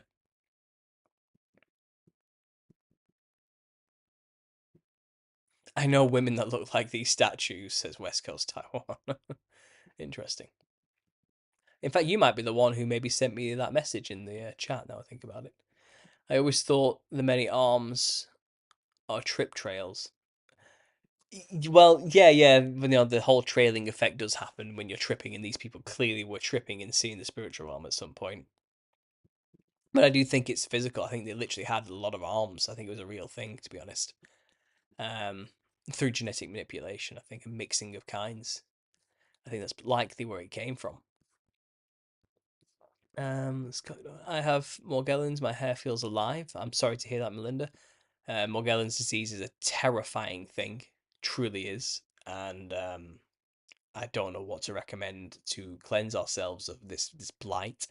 I think Morgellons is a lot like the zombie virus from The Walking Dead. Everybody has it, but it doesn't manifest until people are dead. But I think that aside, the reality is for Morgellons is everybody has it, just not everybody shows symptoms. And those who do show the symptoms get Morgellons, and it's basically these fibrous tissues, these self-replicating synthetic fibrous tissues bursting out of your skin as your body rejects them. And now people with Morgellons are just the people whose bodies rejected that we know about. The truth is, I think everybody has this stuff in them now, and just only the ones who show symptoms are the ones that we recognize as Morgellons. But technically, we all have it. We're just not rejecting it, And Morgellons is terrifying. I'm sorry, Melinda, that you're afflicted by that.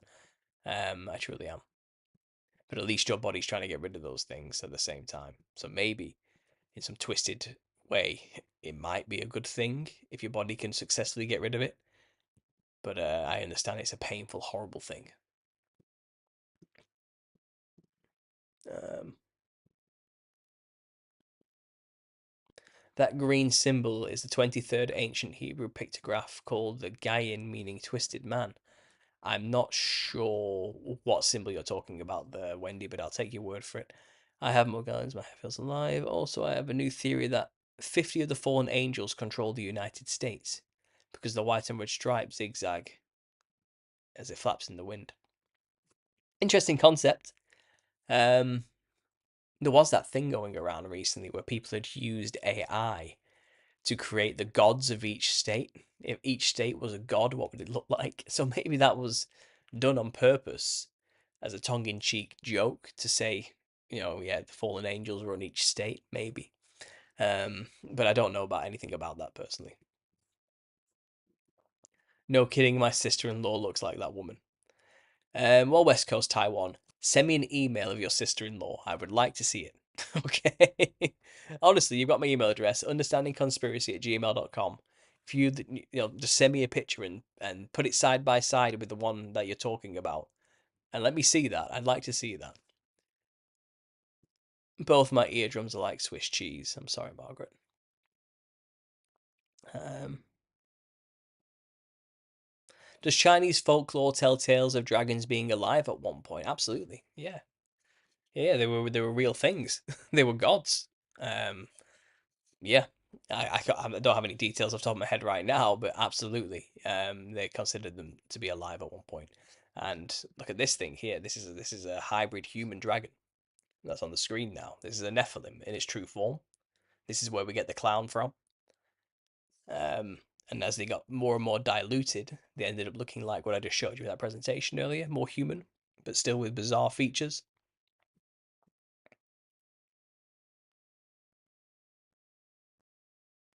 You could only mix human with that kind of dragon in a lab.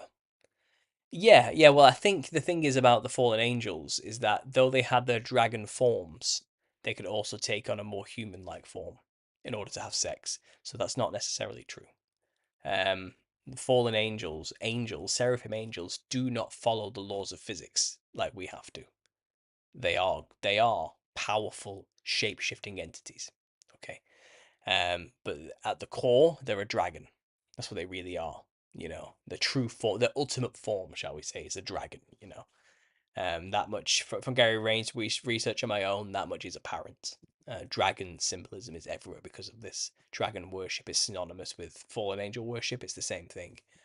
Um, And it's clear even from biblical sources that the seraphim angels, the ones that did come down and do this, had faces like adders and vipers. Um, but I do believe they could take human bodily form as close to human as possible in order to procreate. I think that's possible too. And it's made it very clear, in all these extra biblical texts that no, they were physically having sex with women. They were whoring around with them. It wasn't all lab stuff; it was literal stuff. Yeah, terrifying. And the giants born of these women killed the women in birth because they were giants. Obviously, it was a brutal, horrible process and system. Yeah. You're on to truth. So we're talking about the spiritual stuff I mentioned here now. So what have we got? What have we got? We've got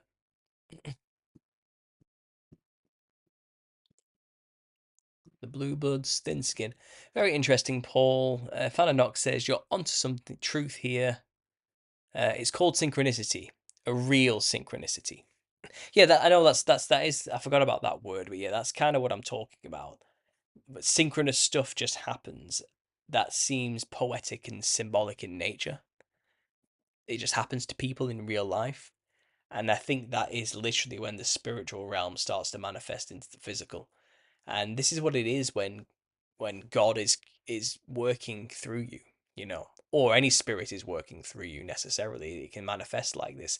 This is why we should always test the spirits. And a lot of people, as I described in the Telegram group, they don't see connections like that because they believe everything is due to chaotic random chance and nothing is connected. A lot of people have that kind of worldview, so they don't notice the spiritual happening when it is happening around them, and it happens through these moments, these synchronistic, symbolic moments in their life. Um, and I think people who are oblivious to those moments and those happenings are probably being more heavily influenced by the negative than the positive, by demons rather than God. But at the same time, there are those who claim to be connected to the spiritual realm who are blatantly just following the whims of demons, and also believe that they are gods who make it happen themselves. This whole manifest your own reality thing, and I don't want to get into that new age. That's not what I believe. Um, but there's something very real about the spiritual realm, which the new ages have a bit of truth about that can't be ignored. And if you look at the screen right now, that's a human serpent hybrid right there. Look at that thing. I think this is Taiwanese again. Maybe not. Maybe not. Maybe this is. I'm not sure what this is. I can't remember. I have to do a reverse image search. And there's another one. Terrifying. When the warp affects the weave. Yeah, exactly. It's a good way of putting it. It's the word of God. Yeah. There is a concerted effort to try and change what synchronicity means, says Fananox. The mental affecting the physical into these movies are referencing the same thing at the same time. It's far out, man. Yeah. Oneromancy is what it's called when a dream sends prophecy. Interesting. Um, my wife says, my question is, what time is this ending? 20 minutes. I'll go for 2 hours as per usual. Um,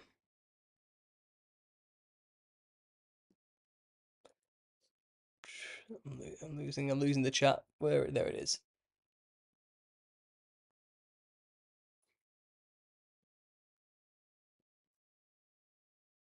Hit the like button, you want to. Yeah. I think we might be on the same page on metaphysics. The handful of people I know who are into it, I kindly remind them we are not God. Yeah, that's the issue with it. That's the perversion, isn't it? And this is the thing, a lot of these new agers, who hate Christians think we're idiots who don't think about that type of stuff. And a lot of them don't realize, especially in the conspiracy world, no, we were them. And we have gone to the depths of thought into these concepts as deep as it can go. We're not like ignorant fools who haven't got any consideration to metaphysics whatsoever. Um, but that seems to be the preconceived notion they have from the get go. Like we've never even thought about real spirituality. We're just idiots, who just believe in a primitive sand people god, but we have thought about these metaphysics, hopefully I'm proving that right now. We can get deep about these concepts, we've thought about it. We still believe God is real. And when I say God, God is real, let's be clear. I'm not talking about Lucifer as the god. I'm talking about the real creator of everything, above all of that nonsense. Mayans used to wrap a strap with a point to indent the pituitary gland of infants to give them more occult powers. That's dodgy.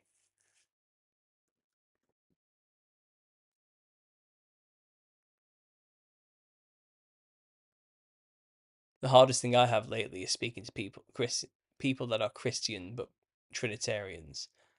Uh, the end of the live stream or the end of it all.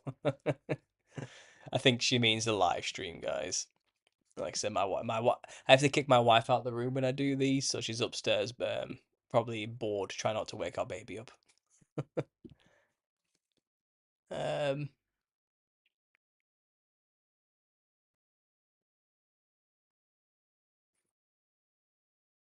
they're summoning spirits on this mega concerts. Yeah, I can believe that.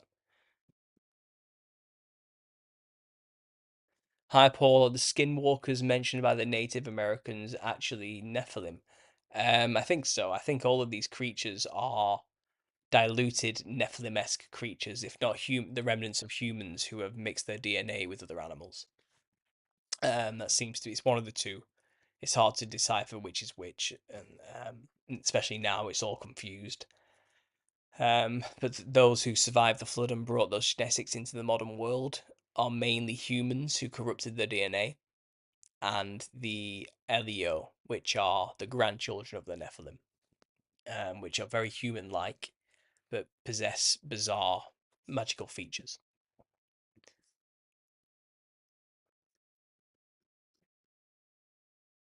The dragons in World of Warcraft can change into human form. Yeah, exactly. Yeah, they know what they're doing.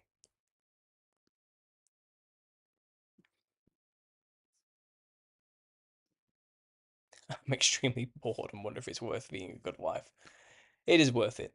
Right, guys, I am going to show you some things about the Serpent Mounds while I've got you here for another 15 minutes just to see what's going on, then we'll wrap up. So I'll share the screen here. Um, so like I said, I was listening to David Pauli's recount these stories of the city car, as they were known. Um, and then we're going through here about accounts of America's discovery of giant mounds in America. And look at this map here. And this is basically reports of giants in North America. And this includes all the mounds um, that are found, with buried bones everywhere. It's all the accounts from tribes to say they've claimed to have lived alongside giants or were attacked by giants or killed giants. America is rife with it, and this map alone proves it. It's not a joke. Um, and you got all these articles from the 1800s here, as it's shown here, basically just talking about these bones that are found, and they're all kind of just miraculously just disappeared. So they're kind of gone now. And here's in Ohio, 7-foot skeletons were found buried in this Serpent mound here in Ohio, which seems to be next to this what they say is a crater left behind from a meteor strike. And they say there's some strange energies here and powers and magnetic forces that mess with compasses all about this area. And this is a 1,370 foot long mound. It's a huge space. And within these mounds, they're finding these skeletons, which are about 7 foot tall and taller. And these mounds are everywhere. You've got one here at Crescent Mound in West Virginia. They found 7-foot skeletons. And this tomb, which encased a huge skeleton with normal sized people as well. You got the mounds in Iowa, again digging up like 8-foot skeletons. You got one in Missouri here, and there's a person lying next to some of the skeletons they found. So the evidence that there were taller people just scattered all over America is undeniable. These are just the top 10 that they're mentioning here. This one was said to be a hoax, um, which the Smithsonian purchased this, said it was legit, and then months later or years later came out and claimed it was a hoax, which seems so bizarre to suddenly have such a change of mind. Didn't the extensive testing they did initially prove it was a hoax? Or were they trying to cover something up by this point? It seems like in the early 1900s there was a change in management in the Smithsonian, and all this stuff about giants just disappeared. All these supposed skeletons that were sent to the Smithsonian had vanished, and they didn't talk about it anymore. So it does seem like there was a concerted effort during this time to remove any evidence at all that giants did exist. But what are left behind are all these newspaper clippings from the 1800s claiming they are finding giants everywhere. They're just digging them up left, right, and centre during excavation and mining operations. So, I'm going to talk about a lot of these in my book, but just it's unbelievable. I think this book I bought has about 250 accounts of serpent mounds alone, of giant bone skeletons being turned up. So some of the quotes I pulled out here are, the story of North American giants may be consumed in controversy, intrigue, hoaxes, and disinformation. But please look at the for yourself and make up your own mind. There's simply too many accounts to ignore. The Great Serpent Mound, as I just explained there. It's 4.5 kilometers across. This is the impact crater. It has a powerful magnetic and gravitational anomalies contributed to it, going deep into the earth, as far as the mantle, as these guys are claiming. But whatever about that, you believe whatever you want about that part. But some trippy stuff is going on with this mound here, this image they have. It's just, it's whoever built these things must have been giants, because this thing is enormous. It's beyond anything we could build today. The coals of the serpents are aligned to 2 yearly equinoxes and solstices. So it's an astrological sign and clock as well. And there's a conference in Connecticut, and so someone did a conference where they explained that all of these things have Archimedean, Euclidean, Pythagorean geometric principles embedded into the Serpent Mound, and all the earthworks around Ohio Valley. It's a second, and it says here they found this body, because the page prior here. So first of all, here's the Serpent Mound and the astrological signs from the earthworks around it. It seems to be all linked. But it says here the skeleton that they found within this had weird peculiarities. So it says here, this is from the article. Okay, it was about 25 or 30 years of age, but it didn't have any wisdom teeth. And they've checked everywhere, and this thing has no wisdom tooth forming in the jaw. With this exception, he had a fine set of teeth. However, it was perfect. And still embedded in the pre-maxillary bone is a partly formed left incisor tooth.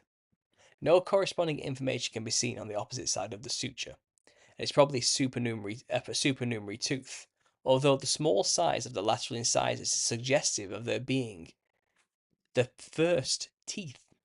So this skull they found, which was about 7 foot tall, okay, probably they predicted must have been about 30 years of age at least, right? Didn't have its wisdom teeth yet. The teeth it had were consistent with the type of teeth children have for their first set. So what this basically saying is what they found really was a child, which was 7 foot tall, and probably had a lot of space to grow yet. It was an adolescent that could have grown much taller. And stories like this are everywhere, and they all involve skulls that have double rows of teeth as well.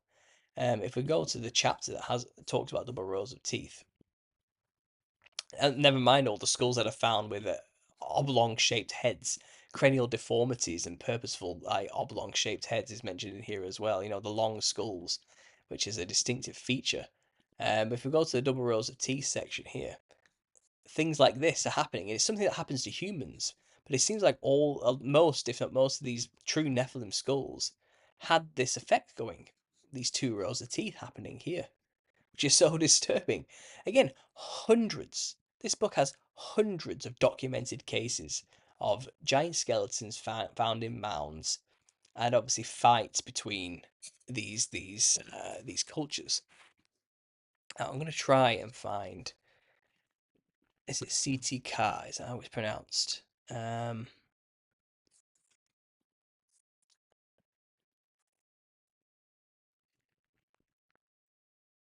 CTK. Yeah, CTK.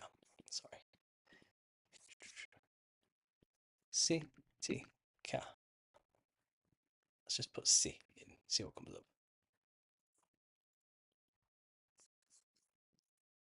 I am getting nothing. This thing isn't very. Kindle's not very good at searching for keywords, it seems. Let's see if I can't find it.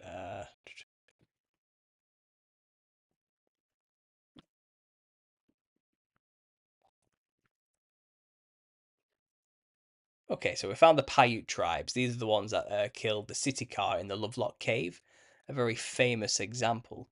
Um, so this is an example of obviously Americans having to deal with these giants.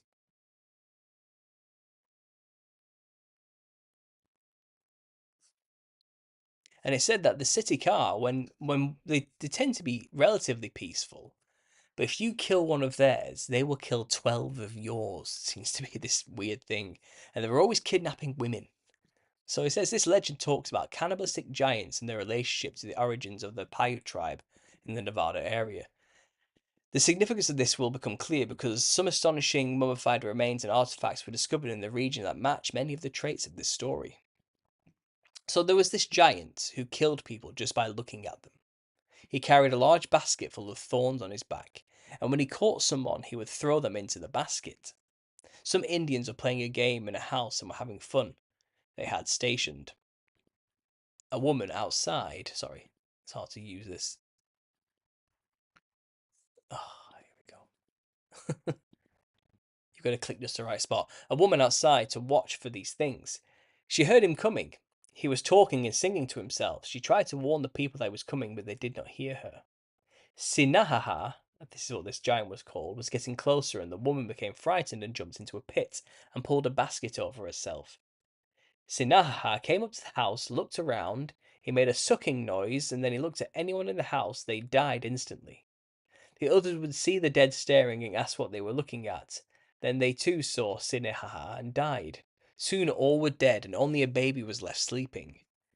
Sinahaha left. The baby began to cry, and it was almost daylight. The woman left the pit and went into the house, but did not look at the dead. She called the baby and took the baby away. Set the house on fire. She dug Canid while the baby ate and slept. Puwihi, another giant, came along and picked up the baby. He held the head between his second and third finger and carried him to the woman. He asked where she was from, and she answered that she was from the house over there, the one that had smoke pouring from it. There were many people in it. The giant turned towards the house, and the woman was frightened and hid.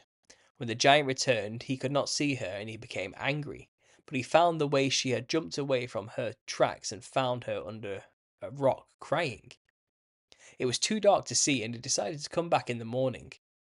He thought he would make a fire and grind up the baby. He found a large rock and ground up the baby and ate him. He lay there singing, and after a while he went to sleep. The woman got up and made another jump towards the east to her aunt's house. She was safe at her aunt's house, and the giants could not see the mark of her stick from where she jumped, because she had jumped from a rock. This woman became the ancestor of all the Paiute Indians. So this is horrible. This is a story of these giant who goes around just making people die by looking at them. Some kind of bizarre telekinetic power. Who carries around a basket full of thorns on his back to chuck people in to make them just die in the most hideous, heinous, painful way. And then this other giant comes along afterwards, picks up a baby by the head, smashes it between two rocks, and then eats the paste. Like, these things are brutal. These stories are horrible. And another similar legend from 1891 says an Indian of giant stature who gave them trouble. They sat the giant warrior came from the north. So they say that this giant warrior came from the north. He took up his abode near the Pyramid Lake and made war with the Paiutes, killing many of their men. The giant was finally slain by a Paiute, David, who crept up behind him and drove a poisoned arrow into his back between the shoulder blades. Interestingly, it mentions giant footprints in the area that were still revered by the Paiutes at the time, plus a giant's grave that was kept clear of vegetation by the tribe. They could be referring to a series of oversized footprints that were famously discovered in nearby Carson. These were measured to 18 to 21 inches long and dated back to the Pliocene. 2 million years old, they say. Yeah, but yeah, right, whatever. And you got the red herd cannibals of Lovelock Cave. These were known as the city car. And these things were basically cannibalizing the tribe, getting on their nerves. You know what I mean? So they decided, all right, this tribe, this small tribe of barbarians who live along the Humboldt River, many hundred years ago, they used to waylay with his people, the Paiutes, kill and eat them. They would dig large holes in our trails at night, and if any of our people travelled at night, which they did, for they were afraid of these barbarous people, they would fall into these holes, and the tribe would even eat their own dead. They would come up and dig up your dead after they were buried, and would carry them off and eat them. And they would make war with these people, and then they killed one another on either side. The women would carry off those who were killed.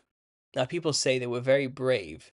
When they were fighting, they would jump up in the air after the arrows that went over their heads and shoot the same arrows back again. So these things were quick and dexterous and crazy. Imagine carrying, just snatching an arrow out of the air. Do you know what I mean? I don't know. Anyway, it says here, after warring for a long time, they'd had enough basically, and they basically drove the tribe into a cave and blocked up the cave and set fire to the entrance of the cave and smoked them all out and killed them all. And corroborating with the story, it's interesting because they dug up this cave years later. They were basically mining for guano, which is basically bat feces. Um, and under it all, they found all these remnants, these bones, and these giants, and tools, and all sorts of things in this cave, which corroborates with this story. I think it says here, bones of giants are dug up, and this is that story of that happening, which corroborates with this Lovelock Cave incident, where they basically burnt the remnants of these things in this cave, which is fascinating. Another story, which is I'll mention quickly here, is there was this other tribe mentioned by David Paulides. If I find it, I think it was the 20-something minute mark. It says it here. Yeah, the Nun Nuns, these things were called. The Nung Nungs, okay? It's a tribe of bizarre, hairy like giants known as the Nung Nungs. Um,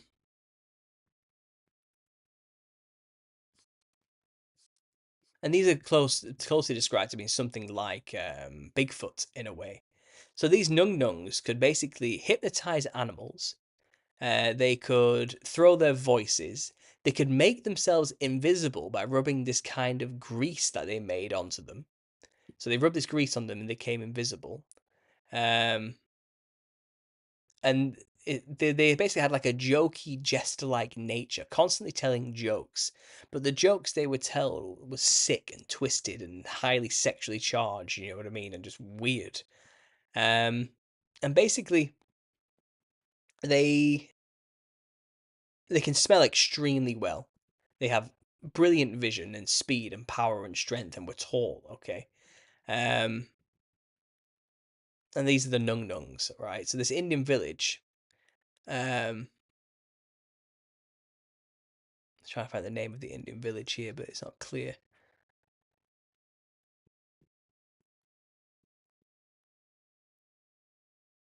So he's trying to read this very hard to read story from an article from the 1800s, which was written in poor English about it. The Duwamish tribe, that's what the tribe was called. So this Duwamish tribe often had this other tribe come and just take their stuff. So these Nungungs would just come and just take their stuff, their food, and whatever they had going on, they would just take it. And the people didn't fight back because they were kind of too scared. Um, they knew it was just leave it. You know what I mean? But one day, the one of them got hostile towards the Dwamish tribe. One of the leaders of the Dwamish tribe had enough of this and basically said, "Look, you need to stop doing this. You need to stop taking our stuff, all right?" And these Nong Nongs got so angry that some pathetic little human had decided to stand up to them, who they think they are, that these Nung Nungs just decimated the Dwamish tribe. They basically started snapping the heads off the young braves and then just throwing people up into the air above the trees and letting them just fall to the ground and splatter all over the ground and die in hideously painful, horrible ways. They just basically just threw them around like rag dolls. I mean, absolutely just murdered this entire Dwamish tribe. A few of them were left. They were decimated. There was nothing left after that. Okay. And these are like gorilla ape style, Bigfoot style monsters with weird powers and the ability to make themselves invisible. So yeah, the Native Americans and North America is just full of it.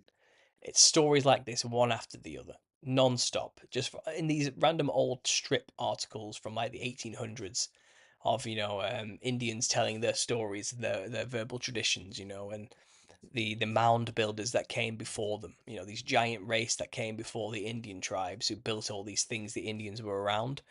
Um, Fascinating history, and I'm going to be talking about it all, summarized as best I can in this section of my book. That's where I'm up to currently. But yeah, guys, do you have any stories you know about that? If you have anything at all, send me an email, understandingconspiracy@gmail.com. I'm fascinated to hear them if you hear any particular stories I may have missed, but I'm diving as deep as I possibly can into it right now. But I'll leave that there. I'll pop the slideshow back on, quickly catch up with the chat, and then I'm going to call it a night, guys, because I've been going for 2 hours now. And let's see what's going on. So in the chat, I have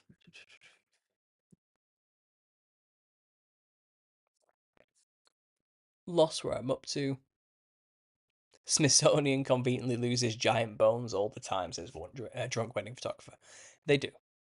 They do. That's another thing I'm going to have to mention in my book, to be honest.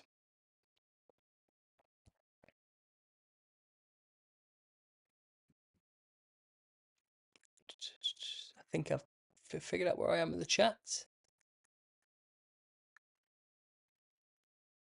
Yeah, I think I've caught up. Taiwan says the long tongues, beady eyes, huge fangs are a theme in Tao. The descriptions of torture in hell are super graphic. Yeah, I've seen that you have those hell temples there, don't you, as well? I think they're there. There's something I'm gonna have to make a whole video about as well. They are hideous, though. The amount of blood and gore in those things is crazy. The Smithsonian conveniently, yep. The mound looks like an ovary. Yeah, it looks like a sperm and an ovary, doesn't it? It's a lot of sexual fertility symbolism within it.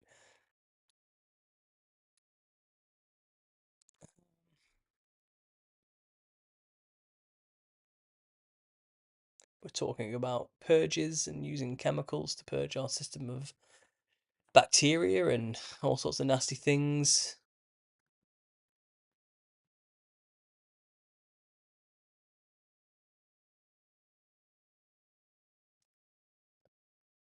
Still talking about Morgellons.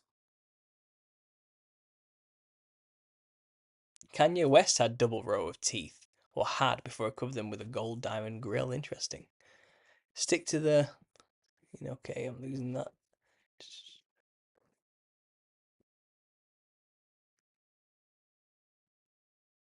Please be good for our sake.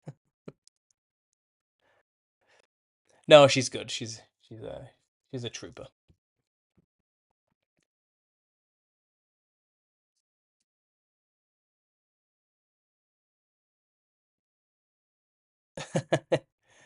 Technically speaking, we're all born with our baby teeth. Do not Google baby head X-ray. Yeah, I know. If you ever look at a baby's skull, it's terrifying. They look like monsters. They have all of their teeth just there, like laid on top of each other. It's absolutely terrifying. Like baby skulls are monstrous. Okay, they're nothing but teeth. There's nothing there but teeth. It's really hideous. But obviously they must have noticed something similar happening with this giant skull to make them realize this is a bloody child. What I'm looking at right now.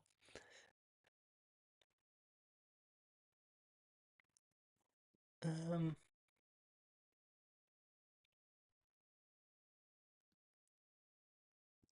Kimberly F, thanks for being here. I have a local giant story, no bones, but you might find it interesting. I'll post it on Telegram, says Drunk Wedding Photographer. Brilliant. Yeah, post it there. Thank you, Paul, and everyone in chat. Much you see and everyone. Yep, wonderful. Right, guys. Yeah, I'm gonna call it a night now. I think the chat's been rinsed as much as I can. It's like you had a nice talk there about cleansing your body of nasty things. um, but I hope you enjoyed the little presentation today about Gogmagog. I know I didn't get too much into the Serpent mounds and the bones, but there's always time for another video for that, isn't there? Who knows? I'll be bringing more stuff to you soon. I have made a video about the nose, if you haven't seen that already, about the clown nose. But I have a few lined up I want to make. I recently got striked. Well, I didn't get striked, but my previous Nephilim Look Like Clowns video, the one about the cannibals and the Carawai, Well, that got demonetized. It was deemed unsuitable. um, so I think all the money I earned on that has been taken away from me, or will be. That's usually what they do. They usually take away the money you've already earned. That's usually the game they play. I think somebody complained and basically said because I'm a white person talking about tribes, I'm racist. And I think that's why it got banned because it was perfectly passable up until a random moment when somebody complained. I think I asked for a review and they basically said it's not suitable after a review. So something dodgy is going on there. But other than that, like I said, I'll still bring the content's still available, so that's fine. But I will be making more videos for the Nephilim Look Like Clowns series. I've quite a lot in the works there. Um, yeah, join the Telegram if you haven't already, guys. That's another thing I want to say. Telegram's really cool. We have a great talk on there. A link's down below to join it. I will have to approve it, so it won't be instant. But I'm generally on there most of the time, so it shouldn't take too long for me to approve it. But yeah, check out the Telegram group if you haven't already. I'm on a podcast tomorrow.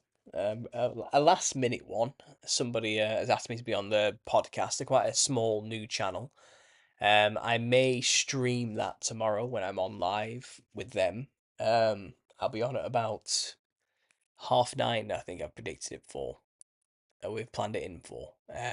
Which is half. Well, it'll be on now at this time basically tomorrow when I'm doing it. But yeah, the guy wants me on his podcast, so I agreed to that. So that's happening tomorrow. I don't know if I'll stream that live. That might be something going on tomorrow for you guys to listen to. I have had to slow down a little bit with the content. I know last month I was pretty much releasing a video every day. But I have a lot of work on right now. I've got 2 weddings I need to edit, and I've got another wedding at the end of the month, which will pile on top of that. So if you don't know, editing a full wedding album takes a lot of time. Um, Obviously, in between writing a book, making videos, editing photos for the company, and raising a toddler, I'm stretched pretty thin. So I may have to slow down the amount of content I'm pumping out. But you know, I'll always be having something in the works anyway, guys. So yeah, I'll leave it there. Thanks for listening. If you like what you heard, please consider supporting me on Patreon if you haven't already. Extra video every Friday on there, extra content, snippets of the book as well, which I posted just last week. And also some other random little updates and things that come to my mind here and there as well. So there's always something for everybody on Patreon. And also, if you want to support the book directly, there's a GoFundMe link down below. £100, which is about $125, gets you a free signed copy of the book once it's published. So a bit of a pre-order system there. But obviously, all the funding that you pay helps go towards paying for costs of publishing the book, and of course, helping support me and my family as well while I'm taking time off work to write the book. Right, guys, I'll leave it there. Thanks for listening, and as always, God bless.